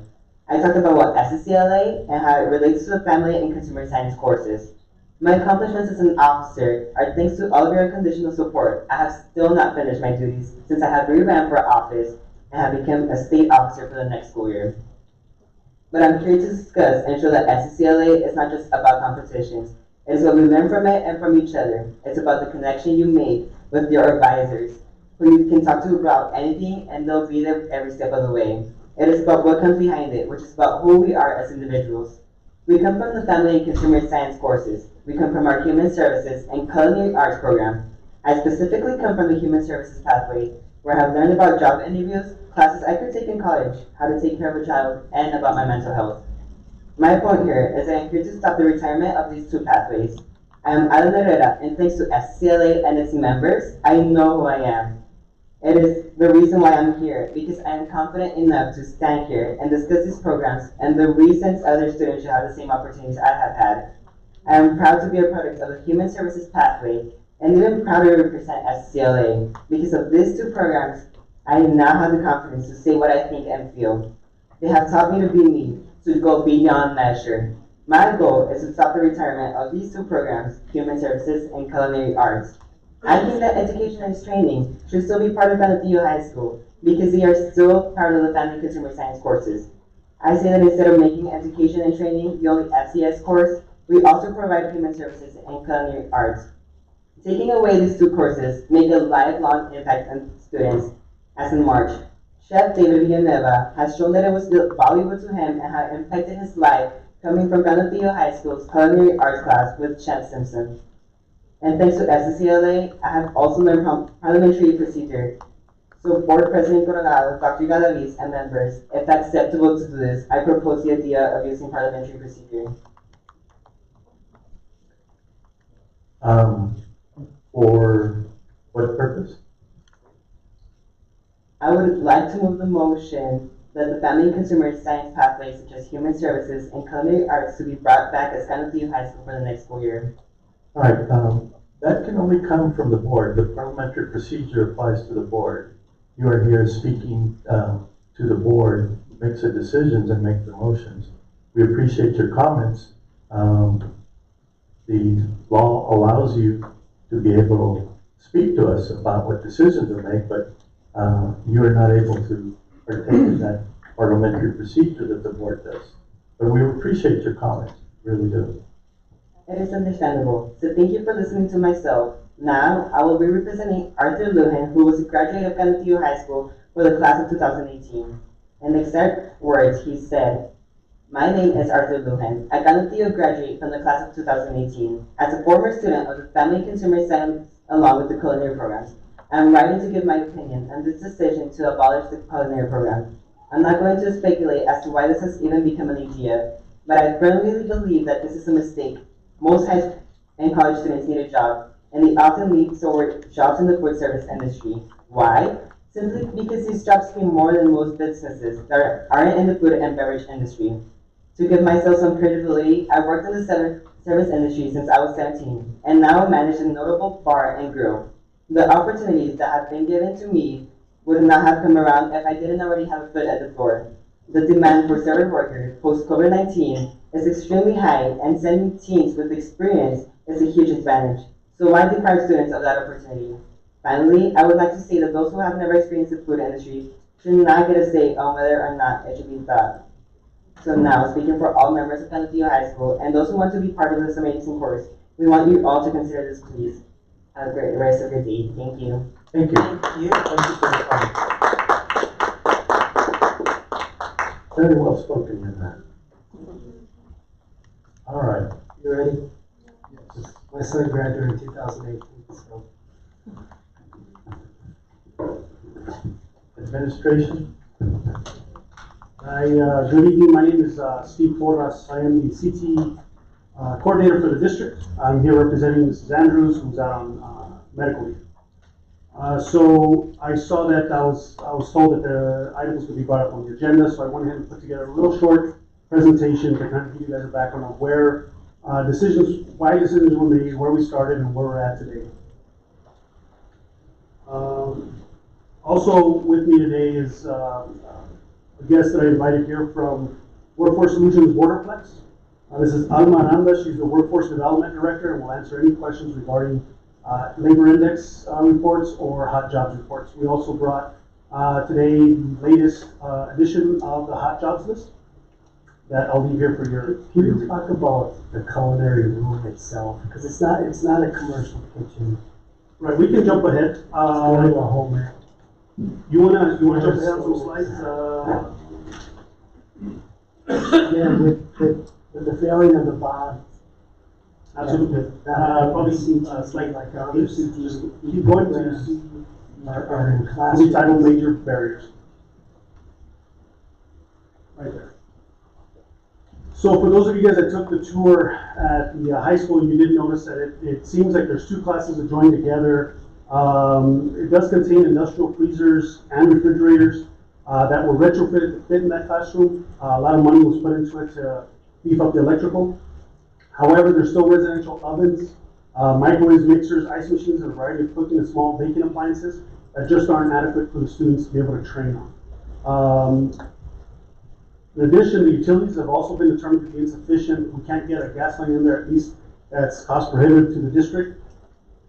So therefore, we're using electric stoves, which in any restaurant you won't find an electric stove. So we're kind of setting up these students to not have the proper supports in place, as other programs do. A lot of this equipment is about 10 to 12 years, 8 to 10 years old. It's kind of outlived its lifespan. I think by the time we retire the program, the equipment will now then be like 12 to 14 years old. At that time, we'll have to make decisions regarding salvaging the equipment or transferring the equipment. Do you have questions about the facilities? I do. Yes, ma'am. First off, I heard that somewhere over here that since the bond didn't pass, that was a good reason to get rid of this. If there was a CTE building, but there was absolutely not one thing in that CTE building that was going to have to do with culinary. I do believe I have all the bond work in front of me. There's Mr. Bruno right there. Yes. Was there any culinary classroom in that CTE building? We have not decided on the final program for that building. We were working with Ms. Andrews on which items were going to be included on that building, but it was never finalized. So. And one would take the step to say that if it was already being reconsidered to be retired, that of course there was not going to be a place for that in that building. Because this is what I'm told, that since 2000, I don't know, 20 or so, that we've been phasing this out. So that would lead me to believe that's not even that's a lame excuse. So no, that isn't, I'm so sorry to interrupt you. That's not the ultimate excuse as to why it was phased out. If we go back, House Bill 3 required us to have, to implement programs for our students that are high-wage, in-demand jobs. Through the information that was provided by Workforce Solutions Borderplex, we also involved teachers, students, staff in the CLNA application, since we do receive federal funding through Perkins. And then we also have a CTE advisory board that's made up of industry professionals, teachers, counselors, and CTE administration. A lot of those industry professionals that sit on our board also have students in our district, coincidentally. And so we're kind of governed by House Bill 3 to make sure that there are a couple of things, and it is in the slide presentation, we kind of moved around a little bit, but I'll let you know that House Bill 3 really did significantly transform education. That's coming from Governor Greg Abbott. We're looking for necessary supports to make sure our students are successful. This includes high qualified teachers and curriculum, industry standard equipment, and then facilities equitable to that found in industry. The other component is those agency collaborations where we do reach out to those industry partners to tell us what is best for industry.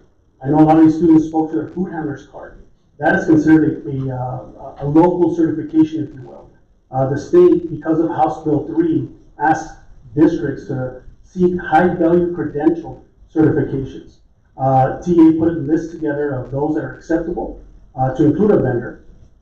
And the one that sits on the list for culinary arts specifically is the ServSafe manager.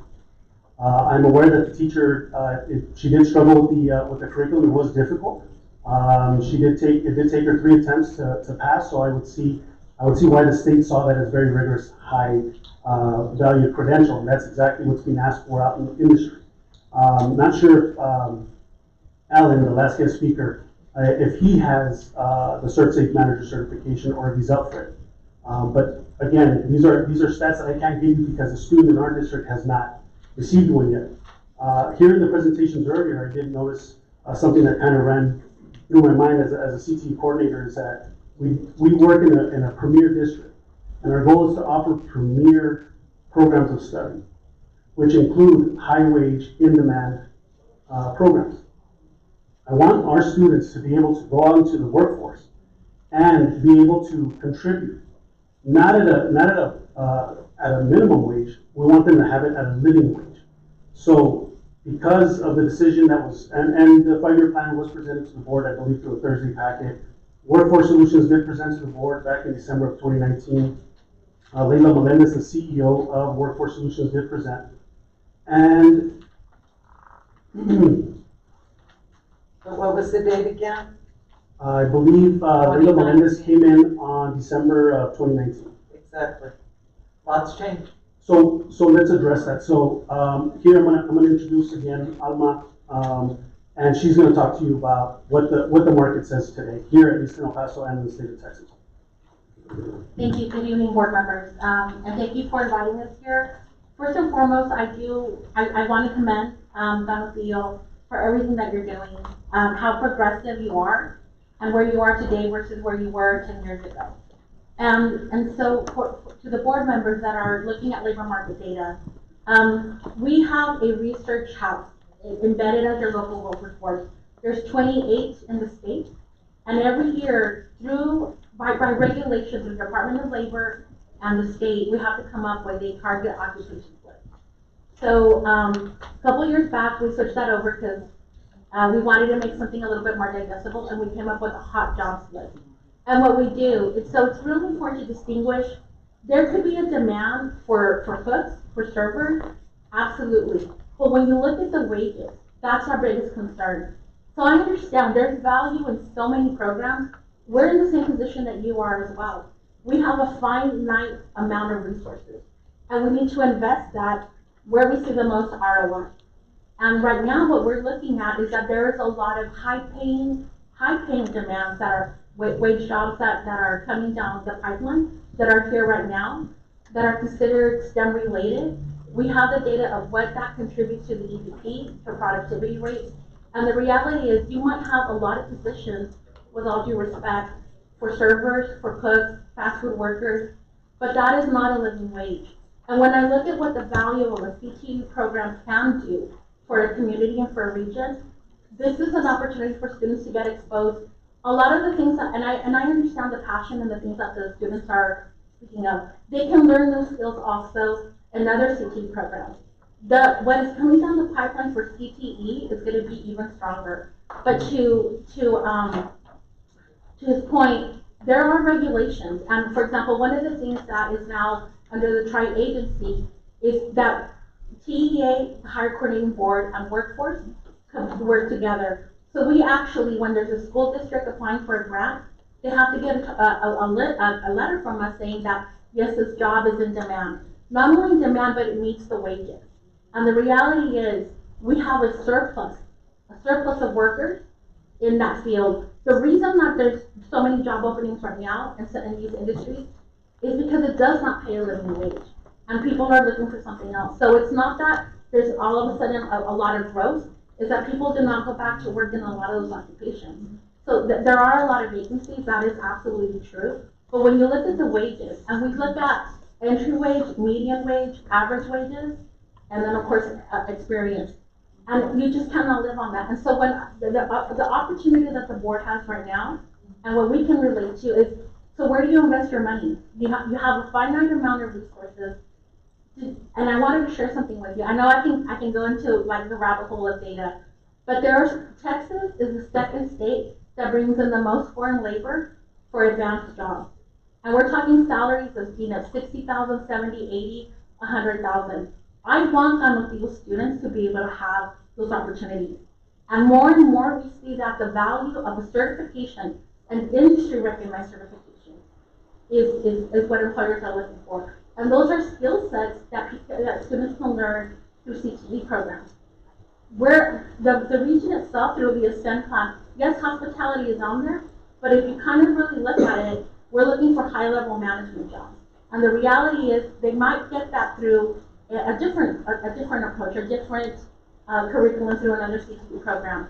Right now, as it stands, and looking at your program, what you're producing with the food handlers card, yes, they can absolutely get a job in a fancy restaurant, but so can somebody who is not in a curriculum in the culinary arts class. And that's just, and I'm coming to you with actual data. So it's not that I'm like leaning for one thing or another. I have no stake in what you guys decide. Other than I can tell you, I can speak to what the region is looking for, and where we have a hole, we're not filling enough of these jobs.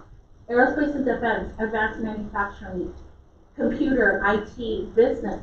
Those are really, really big in demand, and we're bringing in foreign labor because we can produce the talent here. And when I see how progressive, and you're talking about advancing the students and the opportunities and the way Panacea is growing, I think you guys are sitting on a really great opportunity. But I understand, I know that there's a passion, and everybody enjoys the food, absolutely. But that is a surplus, and you don't necessarily need to study to go into that kind of entry-level job. Just like you all, we have to make decisions too. I do encourage you to take a look at this, and in regards to the data, there is a data lab. We use Bureau of Labor statistics, and then that there's also projections. So you can see our methodology here, but what's really important is to look at what's the projection job growth. What is the job growth right now, and where's it going to be in 10 years? Because if you're investing money into a curriculum, into a teacher, all the research that you're going to pour in, you want to make sure that the demand is there for 10 years. And that comes a lot with your advanced industry jobs. And that's just really the reality of where we are. I'm not sure if you guys were aware of how you're following, but El Paso was selected as a candidate for the Build Back Better grant. That is huge for our region. We're working on biomedical. There's a lot of work coming to IT because of Fort Bliss, because of where we're on the position, advanced logistics. These are all really good paying jobs that you don't necessarily need a 4-year degree for, not even a 2-year, but you do need a certificate, an industry recognized certificate. So for me, the investment, even at the workforce, we're trying to see how we can help schools pay for teachers' certificates so that they can teach that curriculum. Because that's what's needed now, and that's what's coming. And I'm more than happy to meet with you individually. I have my coworkers here. We have some amazing analysts at Workforce, and more than happy to meet with you individually and go through the data and answer specific questions as well. Right. And I just wanted to add one last piece. I didn't want to end this on such a sour note, right?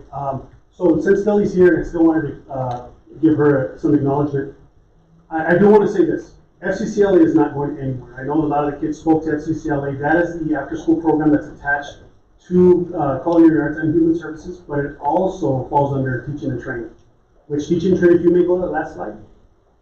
I'm happy to announce that our very own Lily Garcia is the first ever national qualifier for TAFE, which is it stands for Texas Association of Future Educators. She'll be participating in Educators Rising in Washington, D.C., representing Canopio ISD. So this just shows you that the program can flourish in our district. The goal here is to grow our own. We know that we have a shortage ourselves, and so why not make that investment in our future educators that will eventually be sitting here. And Lily won first place in public speaking, which I'm pretty sure she'll do a lot better job than I did up here. So I just wanted to give her an acknowledgement, just a short applause for Lily. She's still here.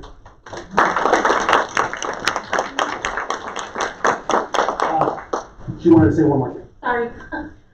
There's something else I wanted to share with you. When you're looking at what to do with your students and how to make them competitive, it's important to also, when they're competing against other students and other jobs, it's not just kind of competing against CISD or Isleta, not even in El Paso. We are now at the point where we're so globalized.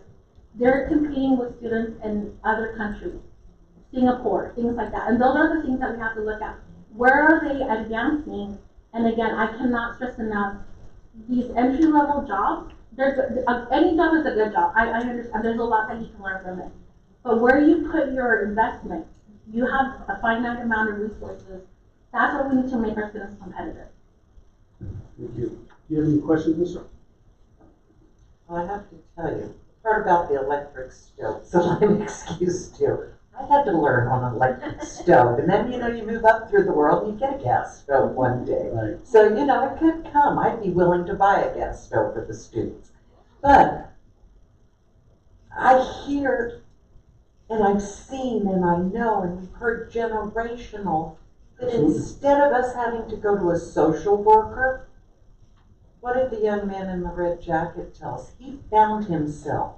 He didn't need social emotional from this person. He got it from the course, from his everyday. He put his hands to the wheel and he got working and whatever. Am I correct, sir? I don't disagree with you at all. That was your social emotional help there, correct? Yes, I'm seeing these students. Yes. And I'm going to give you some leeway, but we need to stay and remain on the topic. well, it is the topic that this helped these children in ways that possibly nothing else could have helped them. Okay, and I've given you a lot more time than 3 minutes, so if you want to ask No, a you've question. given them a lot more time than 3 minutes. I don't think I've had more time, but nonetheless, I will be brief. Well, I think we have, and we can go back on the record if you'd like. Sure. I don't want But to my cut you off. What I'm desire saying is that the board please be germane to the topic if you've already Sure. spent some time on this subject. would that the board would reconsider, and I've spoken to Dr. Galavis, and he kind of indicated, and I understand what the lady in white is saying. I understand high wage. I don't think everybody's going to be an astronaut, an engineer, Absolutely or not. the president of the United States. I'm No. sorry, I'm not any No, of those. I'm talking about But- technicians, electrical Yeah. technicians can I earn agree. $60,000 a year. And I agree. But I think that we also, and Dr. Galavis has indicated to me that maybe this isn't the end of the road for the program, help me, Dr. Galavis, but can be an elective. And that may be the middle ground. And could the board then, would the board need to take board action that we could keep it as an elective? Well, this is not set up for board action. No, it isn't. And I had asked that it was, and it wasn't. Okay, Ms. Charles, And I'll speak to the TEA about that. okay, you can do that. So, I put it for action, and the action was taken from it, but I would like to see it on our next agenda, that we concur with administration that this program is good for children, it's good for our children, and that we can keep it as an elective class. I think you want to look at what's good for all kids. That's right. So my kids went to the high school, they were part of FCCLA or the other program. Or Culinary. FCCLA is different. correct. I think what we're trying to do is, knowing that we have a teacher shortage, we're trying to grow our own. And we know that the culinary pathway in that OMAC kitchen with those residential Of the stoves, small baking items. It's because limited in space. Now, None of them complained. well, because it's not necessarily, to me, the pathway, it's more the relationship they have with the teacher. and I'll tell you also this, I'll add to that point, they don't know what they don't know. So if I were to take these students to a campus where, they do have the facilities, right? They built for We that. used to. It was right here in central office. They cooked lunch every day. I've seen, I've heard, I've never We had tried a it. chef. I've never tried it, Yeah. I've heard the stories. It was amazing. But again, a lot of these students, and so, to offer them this opportunity to be able to branch out into others. Again, FCCLA is staying. I want that to be known. FCCLA is staying, and that's a lot of their experience is coming from that. A lot of their testimony today was about FCCLA. It just so happens they're part of the culinary class that got them into FCCLA. They'll still be part of a course that'll still allow them to be a participant, state officer for FCCLA. But it's up to you how you guys want. I have one more question, ma'am. Are all the other school districts canceling their culinary programs to Socorro, El Paso, Isleta? Our position, we cannot enforce. No, are they just yes or no? A lot of them are cutting and really redirecting to more of the advanced industry, CTE programs. So there are some shifts. Food science, that realm. They're adding it more on the, like, a very deliberate success. And even in bringing in entrepreneurship training, but that's along more like business management as well. Which is wonderful. So it could just started that. evolve. Okay, Mr. Elvis? Okay, thank you, I got you, I think we've Mr. got, Klein. enough time. Anybody Thank else? Just real quick, I guess understanding in regards to the job market, I mean, that's subject to dissecting it and looking at, you know, how much was lost within COVID and how much is actually coming back into the labor workforce. But I just want to make sure that we're looking at high wages, and if we are looking at bringing back, you know, the culinary arts program, I want to make sure that we're looking at the high type of certification that was recommended by the state. And I do agree, whether we're going to bring it back, that we look at the quality facility that they do have and not what they're currently in, because I've been to other campuses, not only in El Paso, but across the country, and our kids deserve more. If that's what the route we're going to do, that I'm going to rely on the experts and our educational team to make those decisions and then make those recommendations to the board. So, Mr. Rodriguez, if I can share with you, absolutely, a chef can make really high wages. In the region right now, we have 10 openings for chefs. That's it. You know, and so again, I am more than happy.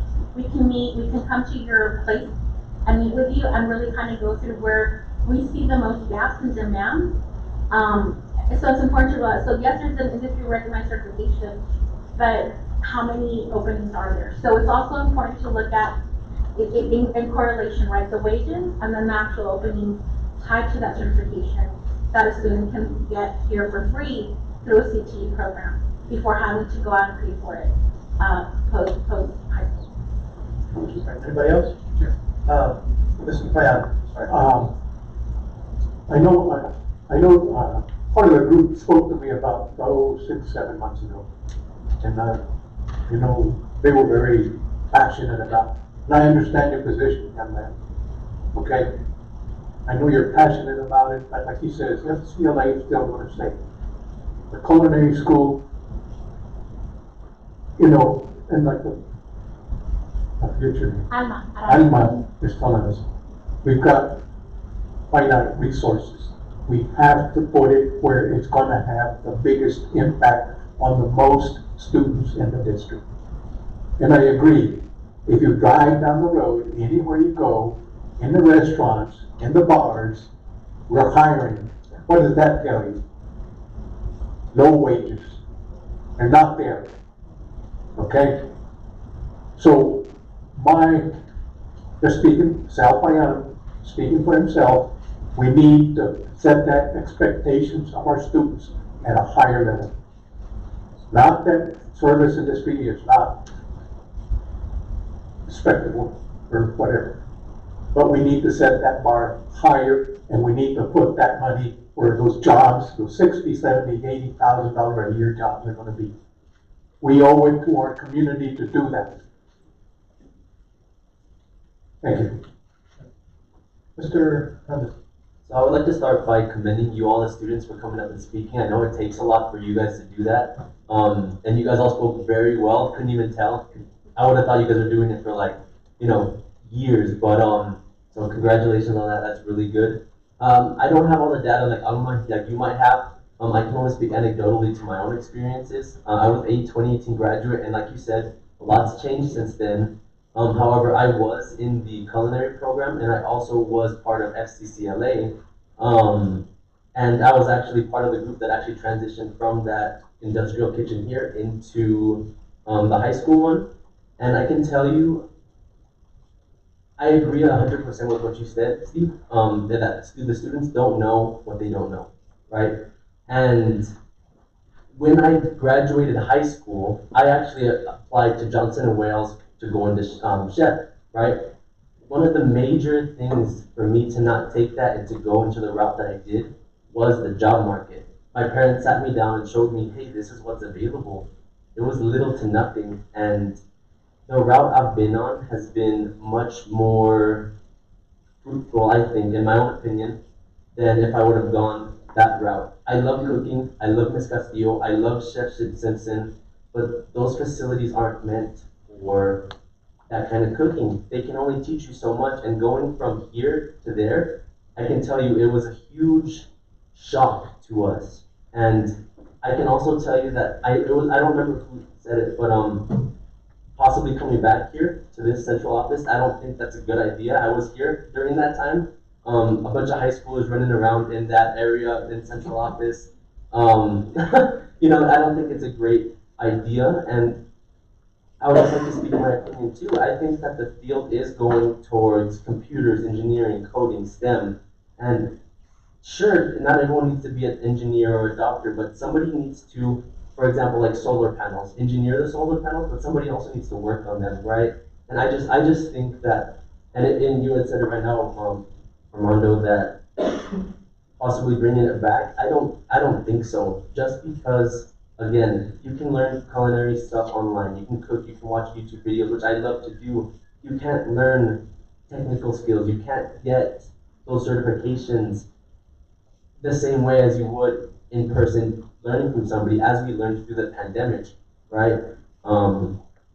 So I just personally, again, speaking for myself, I don't think that we should look at reopening the culinary program again. And like I said, I love Ms. Castillo, I love my time in the program, but the students don't know what they don't know, and this is for the good of everybody, because hindsight's 2020. I would have loved to do the engineering program back then. I would have loved to do the business program back then. An entrepreneurial one, like you guys had mentioned, would have been amazing, you know?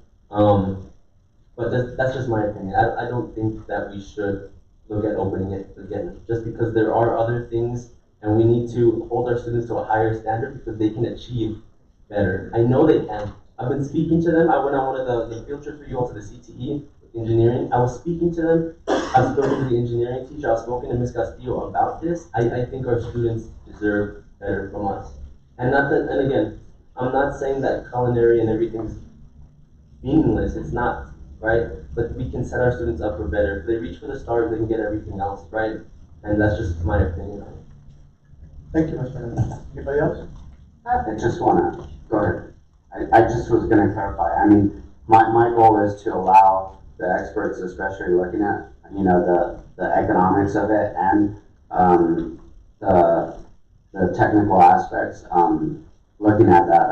I did get a food handlers at the county building downtown, if y'all remember that. And I did work through college in the service industry, and I have much respect for it. But I do agree on setting those expectations high and creating the most innovative programs that, you know, we're getting, you know, 2 space areas, space liftoff, and we have, you know, there's aero, whatever, the technical, where we can look at, why aren't we creating a school where we're creating pilots here? I know United Airlines has created a demand, especially for kids that look like us, and that. So did I go with what the superintendent and administration, and I do want to see those expectations high. If it is, you know, the ultimate chef of whatever that may be, then I rely on that expertise from our staff. So just to clarify that. Right. Thank you, Mr. Real quick, Ms. Pratt. Yes, well, the last one, and I don't want to be very quick. I need to take my time as well. And you have 3 minutes. Okay. So, definitely, I never went to that tour that you guys did. I was never invited, nor did I. I don't know, when did you make it? So I it was wasn't not actually a informed. tour. It was, my old boss was actually coordinating with Steve, and he asked me if I wanted to. But it was not in this It was not a time. board It was not position. you. It was Oh, no okay, person. okay. I'm so sorry. I thought it was recent. Anyways. I can set up another one. Yeah, Set okay. up another. No, that's okay. I do understand that most of the jobs, some of them, they do have, you know, more promotion and they have their pay. But I do understand as well that we need to give the opportunities to these gentlemen, to these ladies. That is a dream. We cannot break a dream. Because for them, that's their passion. There's a lot of industry as well in hotels, in cruise lines, but most of them are the best paid. I do understand as well that we need to set up everything with a very good, you know, set up good ovens and I don't know, all the kind of business that they needed, you know, all the instruments that they needed to cook. And but the certification is very important. If we have the opportunity to provide that certification, why not? If we can, if we have the resources, we don't have to kill this program. So I would like, and I believe in the kids, that they would like to develop their passion in the future, and that definitely I support that. So if we have the income for that, if we have all the resources for that, why not? But let's see what the administration says. So definitely I do understand, certifications are more than others, that I do understand as well. But if we have that opportunity, why not? And just to give you an idea, to retrofit that classroom with just the gas lines and the gas stoves, at minimum $300,000. At minimum, just to outfit that classroom. Yep. So it's going to take a lot of investment. We're spending $1 million on a football field.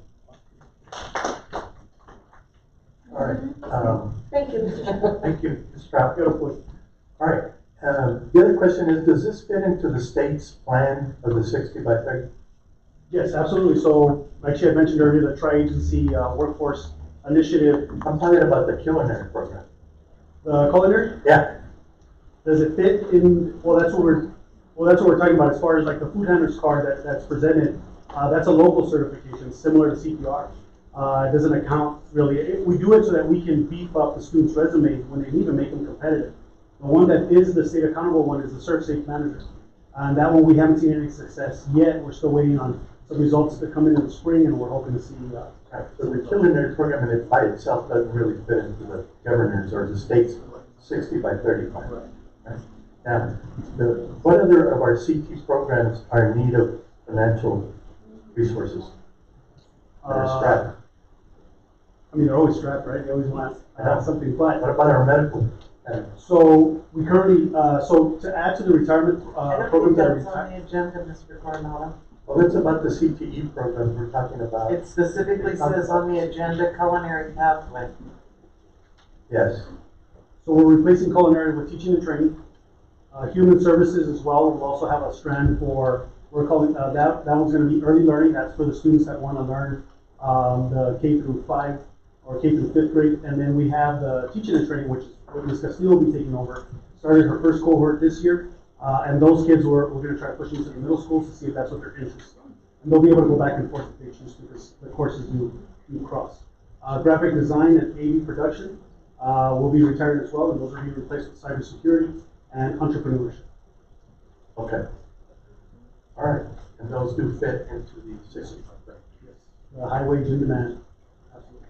So that's what we're replacing some of these other programs like the culinary program that's being terminated. Cybersecurity. Okay. All right. Okay. Thank you. Somebody from the audience has another comment. So I think one thing to consider, we talk a lot about the whole child, right? That we're supposed to be educating the whole child. And I think Ms. Trout and Ms. Jones brought up a good point that we can't squash people's dreams. And if we draw the line by thinking only about wages, where does the line move from there? Teachers don't make a lot of money. So are we going to cut out our education programs? You can't make a lot of money through band and music. We're going to get rid of those too. I think we have to realize that we are educating the whole child, and that includes what they're passionate about. And so if we can't do it because our facilities are not up to par, whatever the case may be, if we can't do it as a class, then maybe we have a discussion about an elective, but we don't take the program away completely, because it's not fair to them who are passionate about it to say, oh, sorry, your passion doesn't matter to us. But the football field's okay. The track's okay. Band, choir, everything else is okay. But your passion isn't important to us. Whole child. Keep that in mind. I didn't catch your name, but I'm sorry. Brianna Barnes. Sorry. Ms. Barnes. Part of the 5-year plan includes the retirement phase. So the students will have an opportunity to, the students that signed up their freshman year, this last cohort of freshmen, will have the opportunity, the same opportunities that the seniors have today, through their entire coursework. Students that are 8th graders that are applying for their endorsement will not have that opportunity to pick that as their selection. They'll have the other menu to pick from. So it's not just going to stop tomorrow. It's going to phase out as the years go on. All right. I also wanted to just mention on our list, and this is the 2022 list, teachers is an in-demand type, what we consider a living wage. So I just want to make sure that that you guys do take a look at that list, because that's actually one of the occupations that we are targeting to grow. Thank you. Mr. Ramos. I don't want to side with anybody. Just want to put out a point. I am a restaurant owner here in Canadá. I have 2 restaurants. I am a member of the El Paso Hispanic Chamber of Commerce. And just last week, we were having a conversation about how the youth is taking over.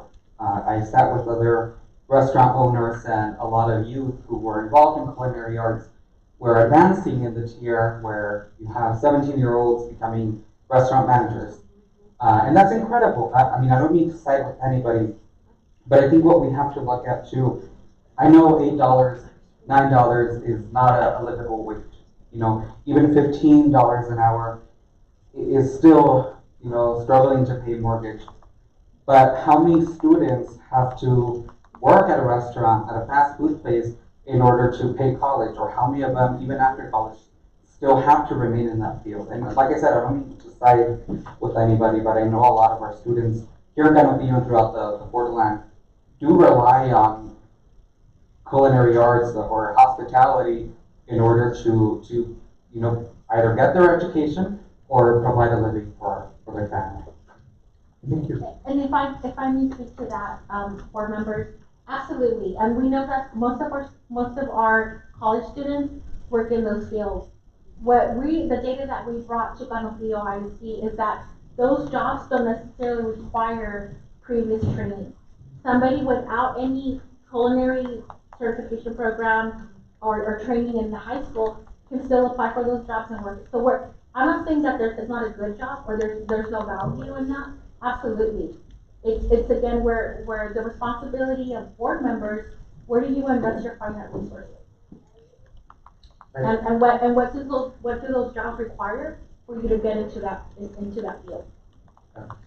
And I get it, like if, you know, college students that get out of here from our district, the certification, say in welding or some kind of in electrical or plumbing or something, if we decide to, things that we might want to do with our career and technology program down in the future, in our medical academy. What part-time job do they get to help them through college rather than in the service industry? Might be a little different in the pay, right? Maybe help them stay in college. The number one thing that keeps students from finishing their college. Resources. Stop. We have a You gotta go to work. dropout rate in El Paso. Yeah, really high. That's a topic for another discussion. Why our higher learning in the state isn't helping some kind of accountability. But anyways, that's another discussion. All right. Good evening, my Good name is evening. Sonia Friday. I'm here on behalf, I'm a mother of a culinary arts student, and I just want to speak how grateful I am. I understand all the information was provided because I did participate with Mrs. Andrews, and all this data, I've reviewed it previously, but when I see the faces and the bodies of the students and their passion and their yearning to grow, that just overkills wages and because it's a passion. There's no cost for that. There's no monetary cost for that. I had the opportunity for my son to experience football. I'm grateful. They've done great things. Culinary, he experienced that. So I'm very grateful for Canopillo because it opened up venues for a student to decide where he's going to grow. Our hearts have to be for our students. Our focus has to be for our students. If they are crying out, we got to listen. As a taxpayer person, my hope and my call out is to better organize or administer the finances in order not to remove programs like that, programs for them. So I stand with the students because it is opening up their hearts, their yearnings to accelerate and grow. That's all. Thank you. Maybe the community will pass our next bond, and maybe we can do that. Absolutely. Maybe so. Maybe we can get our career tech. Stop wasting money. Okay. All right. That takes us to, I think that finishes you all. this item. Thank you all very much. Thank you very much. Thank you so much. Right, next agenda item. Text me tonight. Agenda item 4B, 2023 budget update.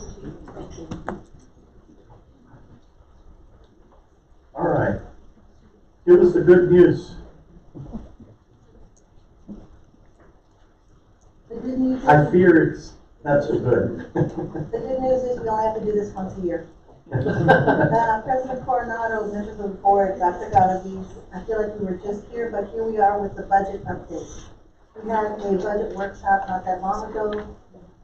We got some ideas, some feedback from the board, and we just want to give you an update as to where we are as of today. There is no action. We are still way early in the process. And so, I'd like to start with the fiscal year unknowns.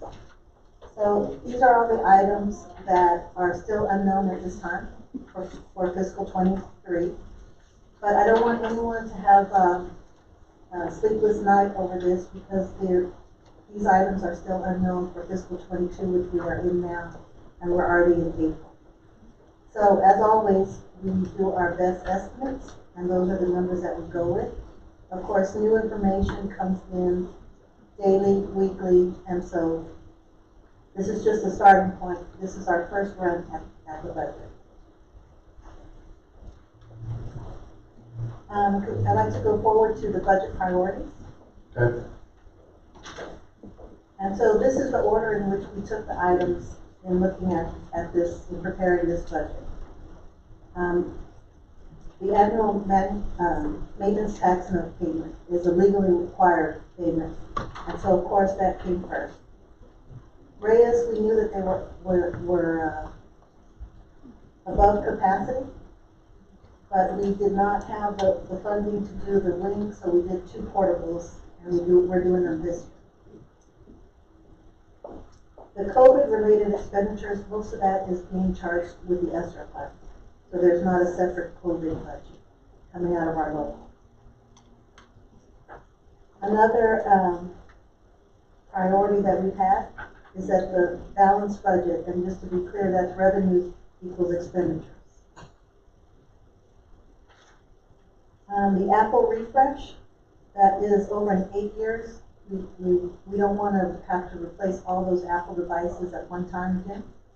So we are putting aside $750,000 a year to replace those as needed. We were also asked to look at a compensation package. So we looked at 2% for local funds, and that comes out to 1.1 million. The question is facilities maintenance, and that's in italics because that has not been figured into this budget. Right now, the current budget that we're looking at for facilities would be their normal annual budget. And we started with what was adopted for this current year and brought that forward. Another budget priority is the staffing versus the admin cost ratio.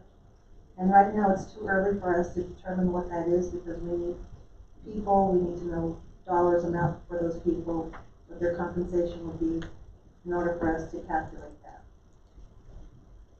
And then to address the elephant in the room, the central office relocation is not included in this budget. At some point when we get further information, we'll bring that to you as a separate item. With that, I'd like to turn it over to my partner. Okay, good evening, Board President Coronado, Board members, Dr. Galaviz. Before you, then on the next slide is, as we start to prepare the budget, we of course start with our enrollment and our students. Currently, we are projecting our enrollment for next year at 6,009 students. We also have projected this year's students for ATA. We don't know what TA is going to do still. Of course, there's talk about a full harvest, but that has not been announced as far as the funding formula for that yet. Our enrollment projections, our preliminary projections are going to be based on snapshot. These are our actual students, and then what we're doing is we're just rolling them up to the next grade level. We're keeping our pre-K and our early education students at the same level. This will show us that we may be declining about 48 students in the coming year. And not only that, but we also have attendance. Attendance has been low, lower than in previous years. We are projecting it at about 93% the next year. The next element in determining revenues is our property taxes. Our tax base is growing. It's averaging about 8% per year. We have developed our current revenues using a 7.5% increase. We will be receiving preliminary values at the end of April, so we'll get a better estimate at that point. The other item is our maintenance and operations tax rate. This compression rate is provided by TA. This will be given to us in August, and we will adopt it in September. This is based on our growth rate compared to the rest of Texas. So yes, as long as we are growing faster than the rest of Texas, our rate will continue to decline. Okay. Our rate, Texas is growing at about, I think, 4%, 5%, and we're growing at 8% on property values. So as long as we are ahead of Texas, that's what allows us our rate to be compressed. That's why our rate keeps going down and is going down.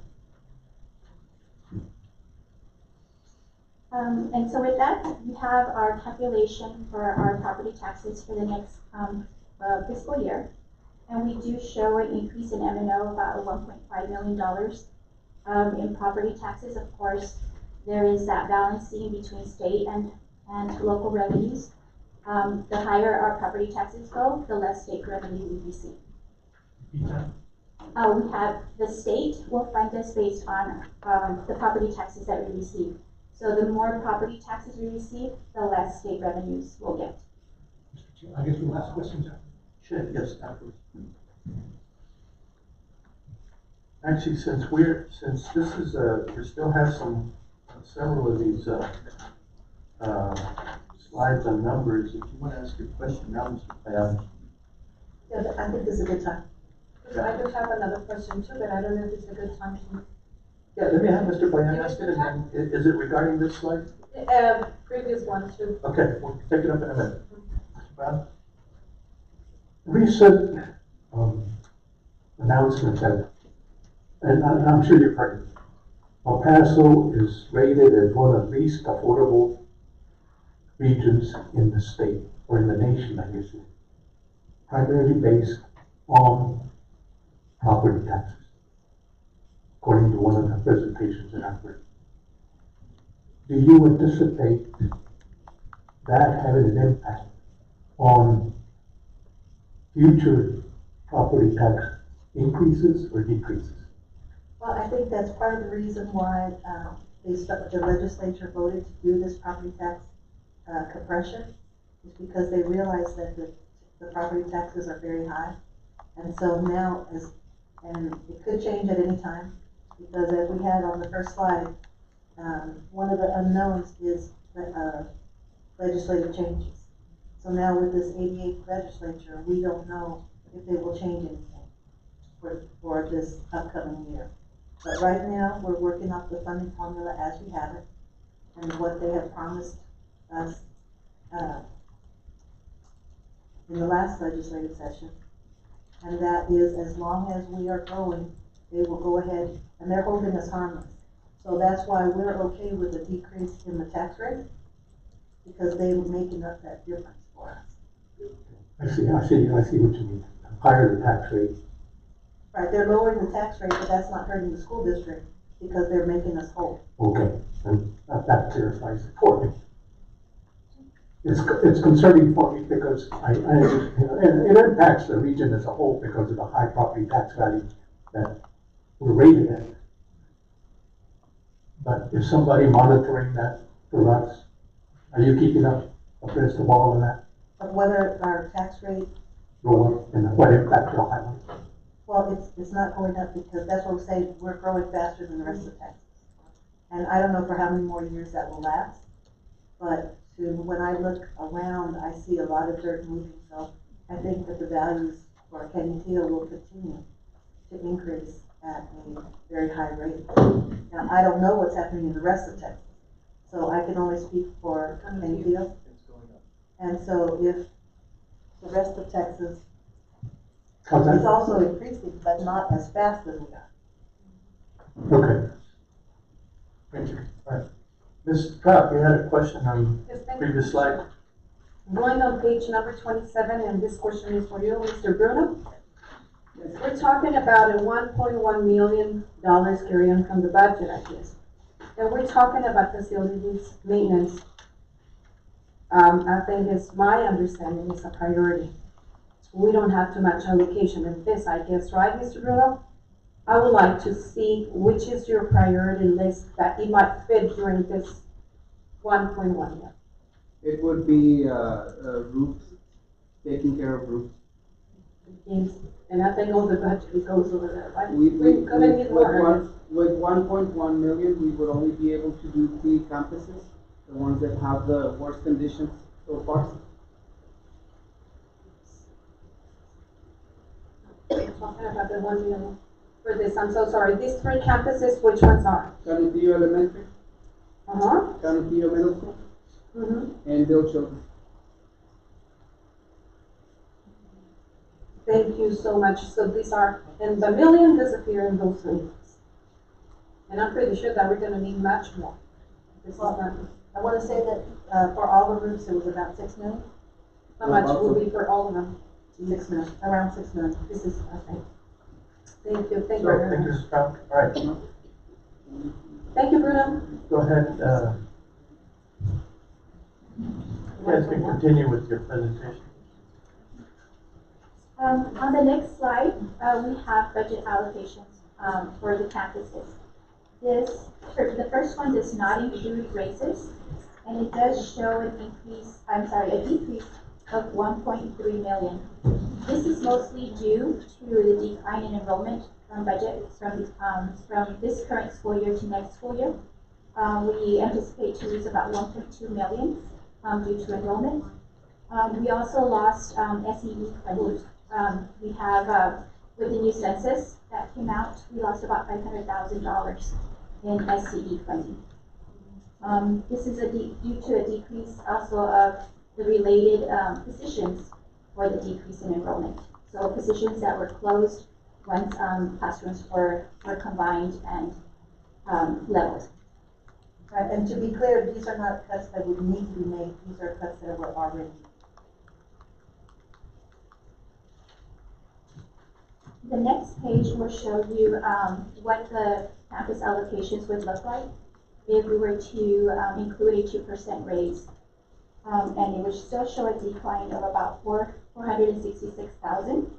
And this is due, for the most part, to state, to SCE funding, for the decrease in SCE funding in operations. I've just got a question on this, Mr. Chair. On which? On page number 34, and about, how is this going to affect our compensation agents to our the competitors? How is this going to affect? For example, we're talking about how can we balance the race, the 2%? How? We're gonna ask for a lifeline. Okay. So, is this going to affect, oh, there you go. Thank you. Thank you so much. Yes, I know that the budget is still in its preliminary stage, and I have asked, I've talked to Ms. Pekarsky, I've talked to Dr. Valdez about keeping in mind that 2% increase at a minimum. At minimum, that would be if of any of the other years that we have not, or that we have given a raise, I think this year would be a must.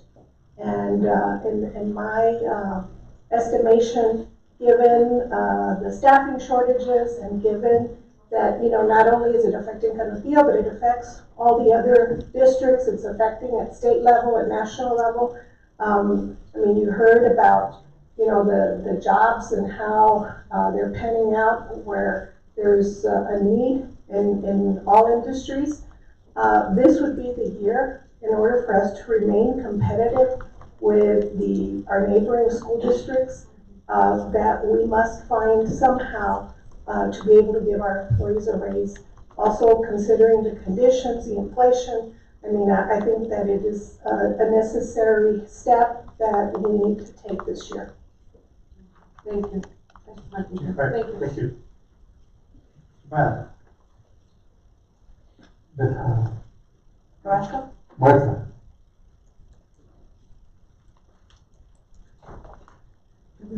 that change in New Mexico on the pay raise for the teachers, how is that impacting now? It is starting to impact. I know that I have a couple of teachers that have already requested that they be released from their contracts.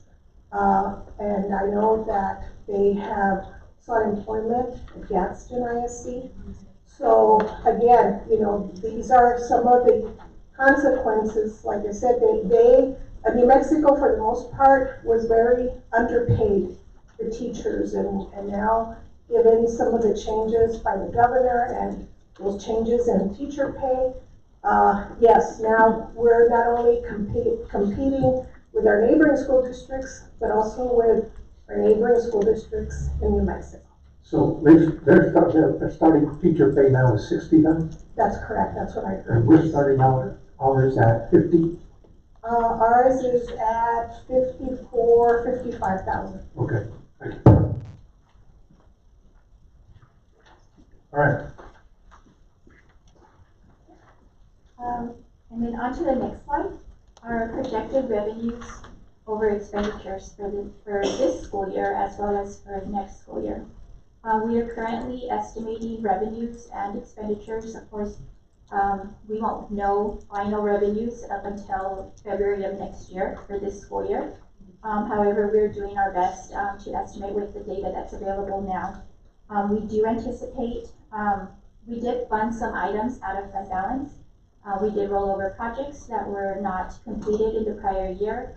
That was about $2.3 million. We also had some maintenance tax notes expenditures that were in assigned fund balance as well. We did use about $300,000 from fund balance for the classroom portables at Reyes, as well as $1.1 million for the football field at AMS. With that said, we do anticipate to basically break even this year, assuming the consumption of that fund balance. But as far as revenues and expenditures that were already set as new, we are anticipating to break even for this year with the use of that fund balance. For the next coming year, we also have a plan to use some ESSA funding. We are able to possibly seek reimbursement for some expenditures that were paid out of general fund and move those into and be reimbursed for those. We have been slow at being able to fill in some positions, so we're still working through that plan. With that said, if we do have that 2% raise, we do still anticipate to break even in the coming school year. Our local revenues are anticipated to go up about $1.5 million, mostly for property taxes. However, we do anticipate to lose about $2 million in state funding. And then the increase that you'll see is in federal, and that's from the ESSA funding that will come straight into the local funds. Yes, and our goal is to make sure that none of that money goes unspent. Mr. Chair, I have a question. The ESSER funds are usable for construction, correct? For a very limited type of project. We consulted already with our external funding coordinator about the possibility of using some of those monies for some of the projects that we've had on our list. Yes. And we were already advised that, no, we couldn't use those monies for we're gonna use those monies for the, retrofitting of the water fountain. That one, we recently got notice that that one got approved, but that's basically the only one that got approval for. Thank you. So, are you telling us that the payment for the laptops that we did for the maintenance tax notes is coming out partly out of fund balance, or is that what we assigned from the actual sale itself? Well, we earmarked some funding that we got a reimbursement. It was called the PPP. What was it? PPR? PPR. Okay, so we got a reimbursement, for some of those devices, and we put that money aside to make the next payment. All right, how much was that? It's $1,000,001. Huh? $1,000,001. $1,000,001? Yes, when we first worked with, our financial advisor Yeah. to do the maintenance tax notes, we knew that the first one or two payments would have to be made out of the, general fund, with the hopes that the third payment could come out of the bond. Right. So we had 2 years set, two Right. payments. Now, this one is from reimbursement from the state or federal? State. State? Was that a pass-through from the federal government? Yes. Okay. It was on that original, first waiver fund. Right. Okay. All right, Karen. And the next slide shows our fund balances. We do anticipate for our fund balance our projected fund balance for fiscal year 23, if all goes as planned, we'll have 87.11 days available in fund balance in fiscal year 23. Okay. Any questions? Thank you. Thank y'all very much. That was a really good report. I appreciate it. That is, you have a question, Mr. Bayo? Martha? Yes, sir. This Martha? No, the other one. Martha. Just Yes, sir. to think about the difference in state teacher pay. New Mexico has a state income tax. That's Right? correct. Texas does not have a state income tax. That's correct. What's the difference? Does that make it more attractive to New Mexico or more attractive to people who work in Texas? Really, That's just to anticipate people considering moving to teach in New Mexico versus Texas. Yeah, and that's a good point. But, because we're so close to the New Mexico border, we do have a lot of, some of our teaching staff lives in Las Cruces, so they're in New Mexico. So they're still already. So, so I think it would be more of a personal choice. Absolutely, that it would be, something that we can use as we're bringing people on board and letting them know that, if, instead of if they live here in Texas and want to go work in New Mexico, absolutely, that's, something that we can bring up. Because if they live here and work in New Mexico, they're going to be paying state income tax. Yes. Okay. Thank you. Thanks. I think you have a comment, Mr. President. One of the things the administration will be needing is raises for me to go. Yeah. So that 1.1 million in ESSER money we just received, staff, we just received $2,000. So again, it's decisions that the guidance as to go forward. Takes 1.1 million with 3 rooms for kids. Yes, I understand about being competitive, I understand everything, but decisions have to be made. It is what it is. Bond didn't pass, so now we have to go forward and make decisions, so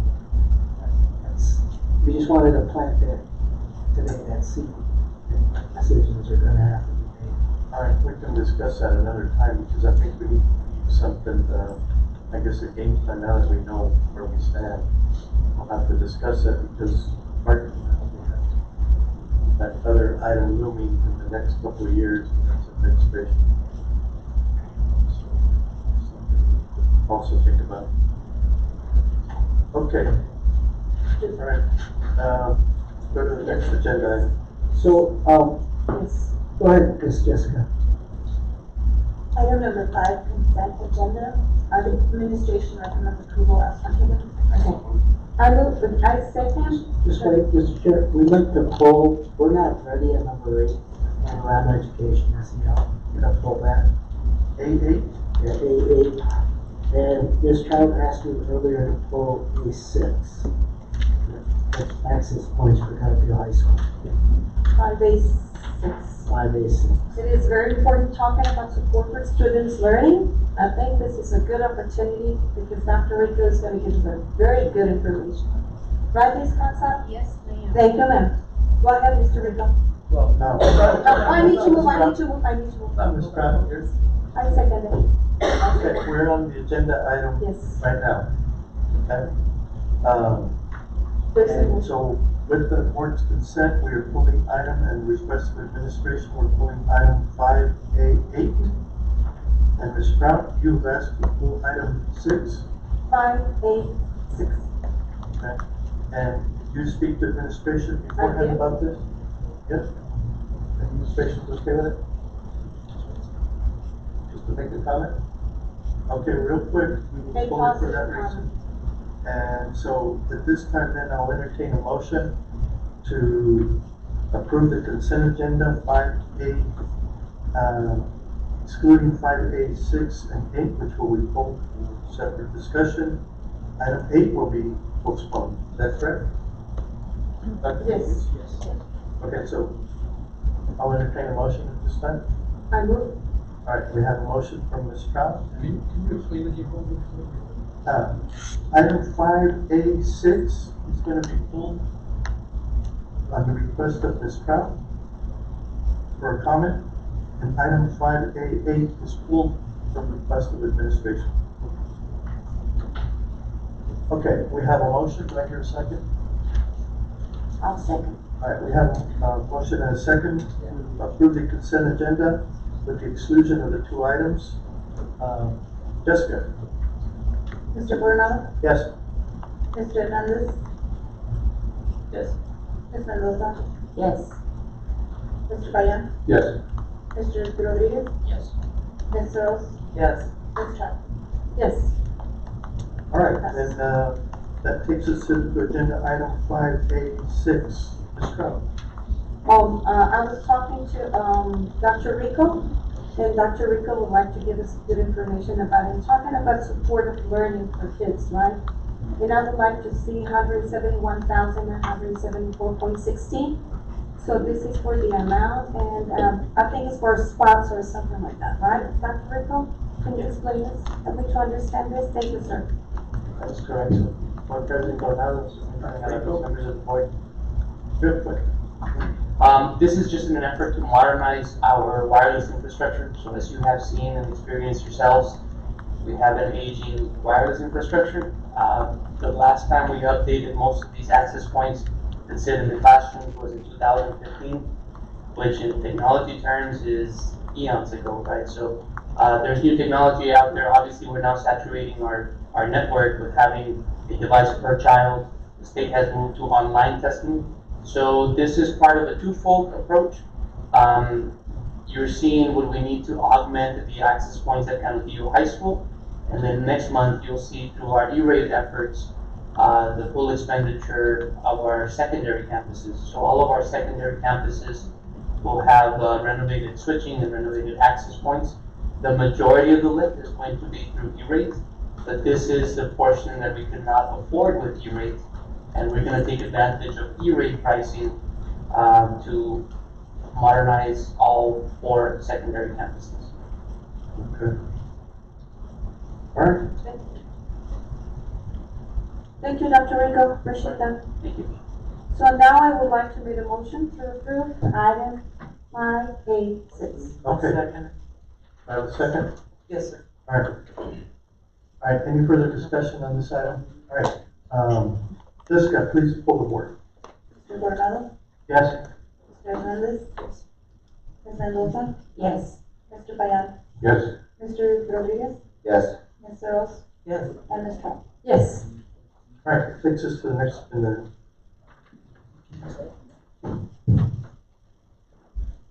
Next agenda item is item number 6, executive session. To consult with attorney under 551.071, 551.072, and 551.074 of the Texas Government Code.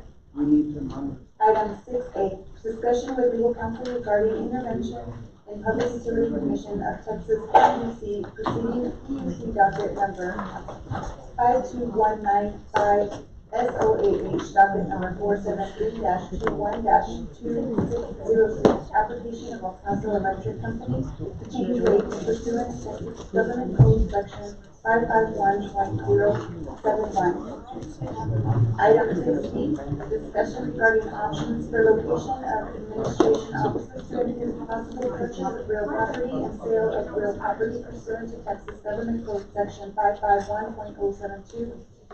And item 6C, discussion regarding internal audit vacancy pursuant to Texas Government Code section 551.074. All right, give us a time, Jessica.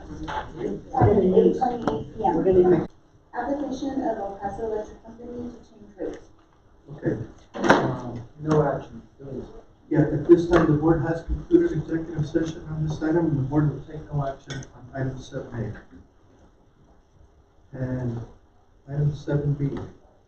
Item 7B, discussion and possible action regarding options for location of administration offices and possible purchase of real property. All right, the board again discussed this item in executive session, and the board at this time is taking no action. And that brings us to item number 8, adjournment. The time is 10:39 p.m. By unanimous consent.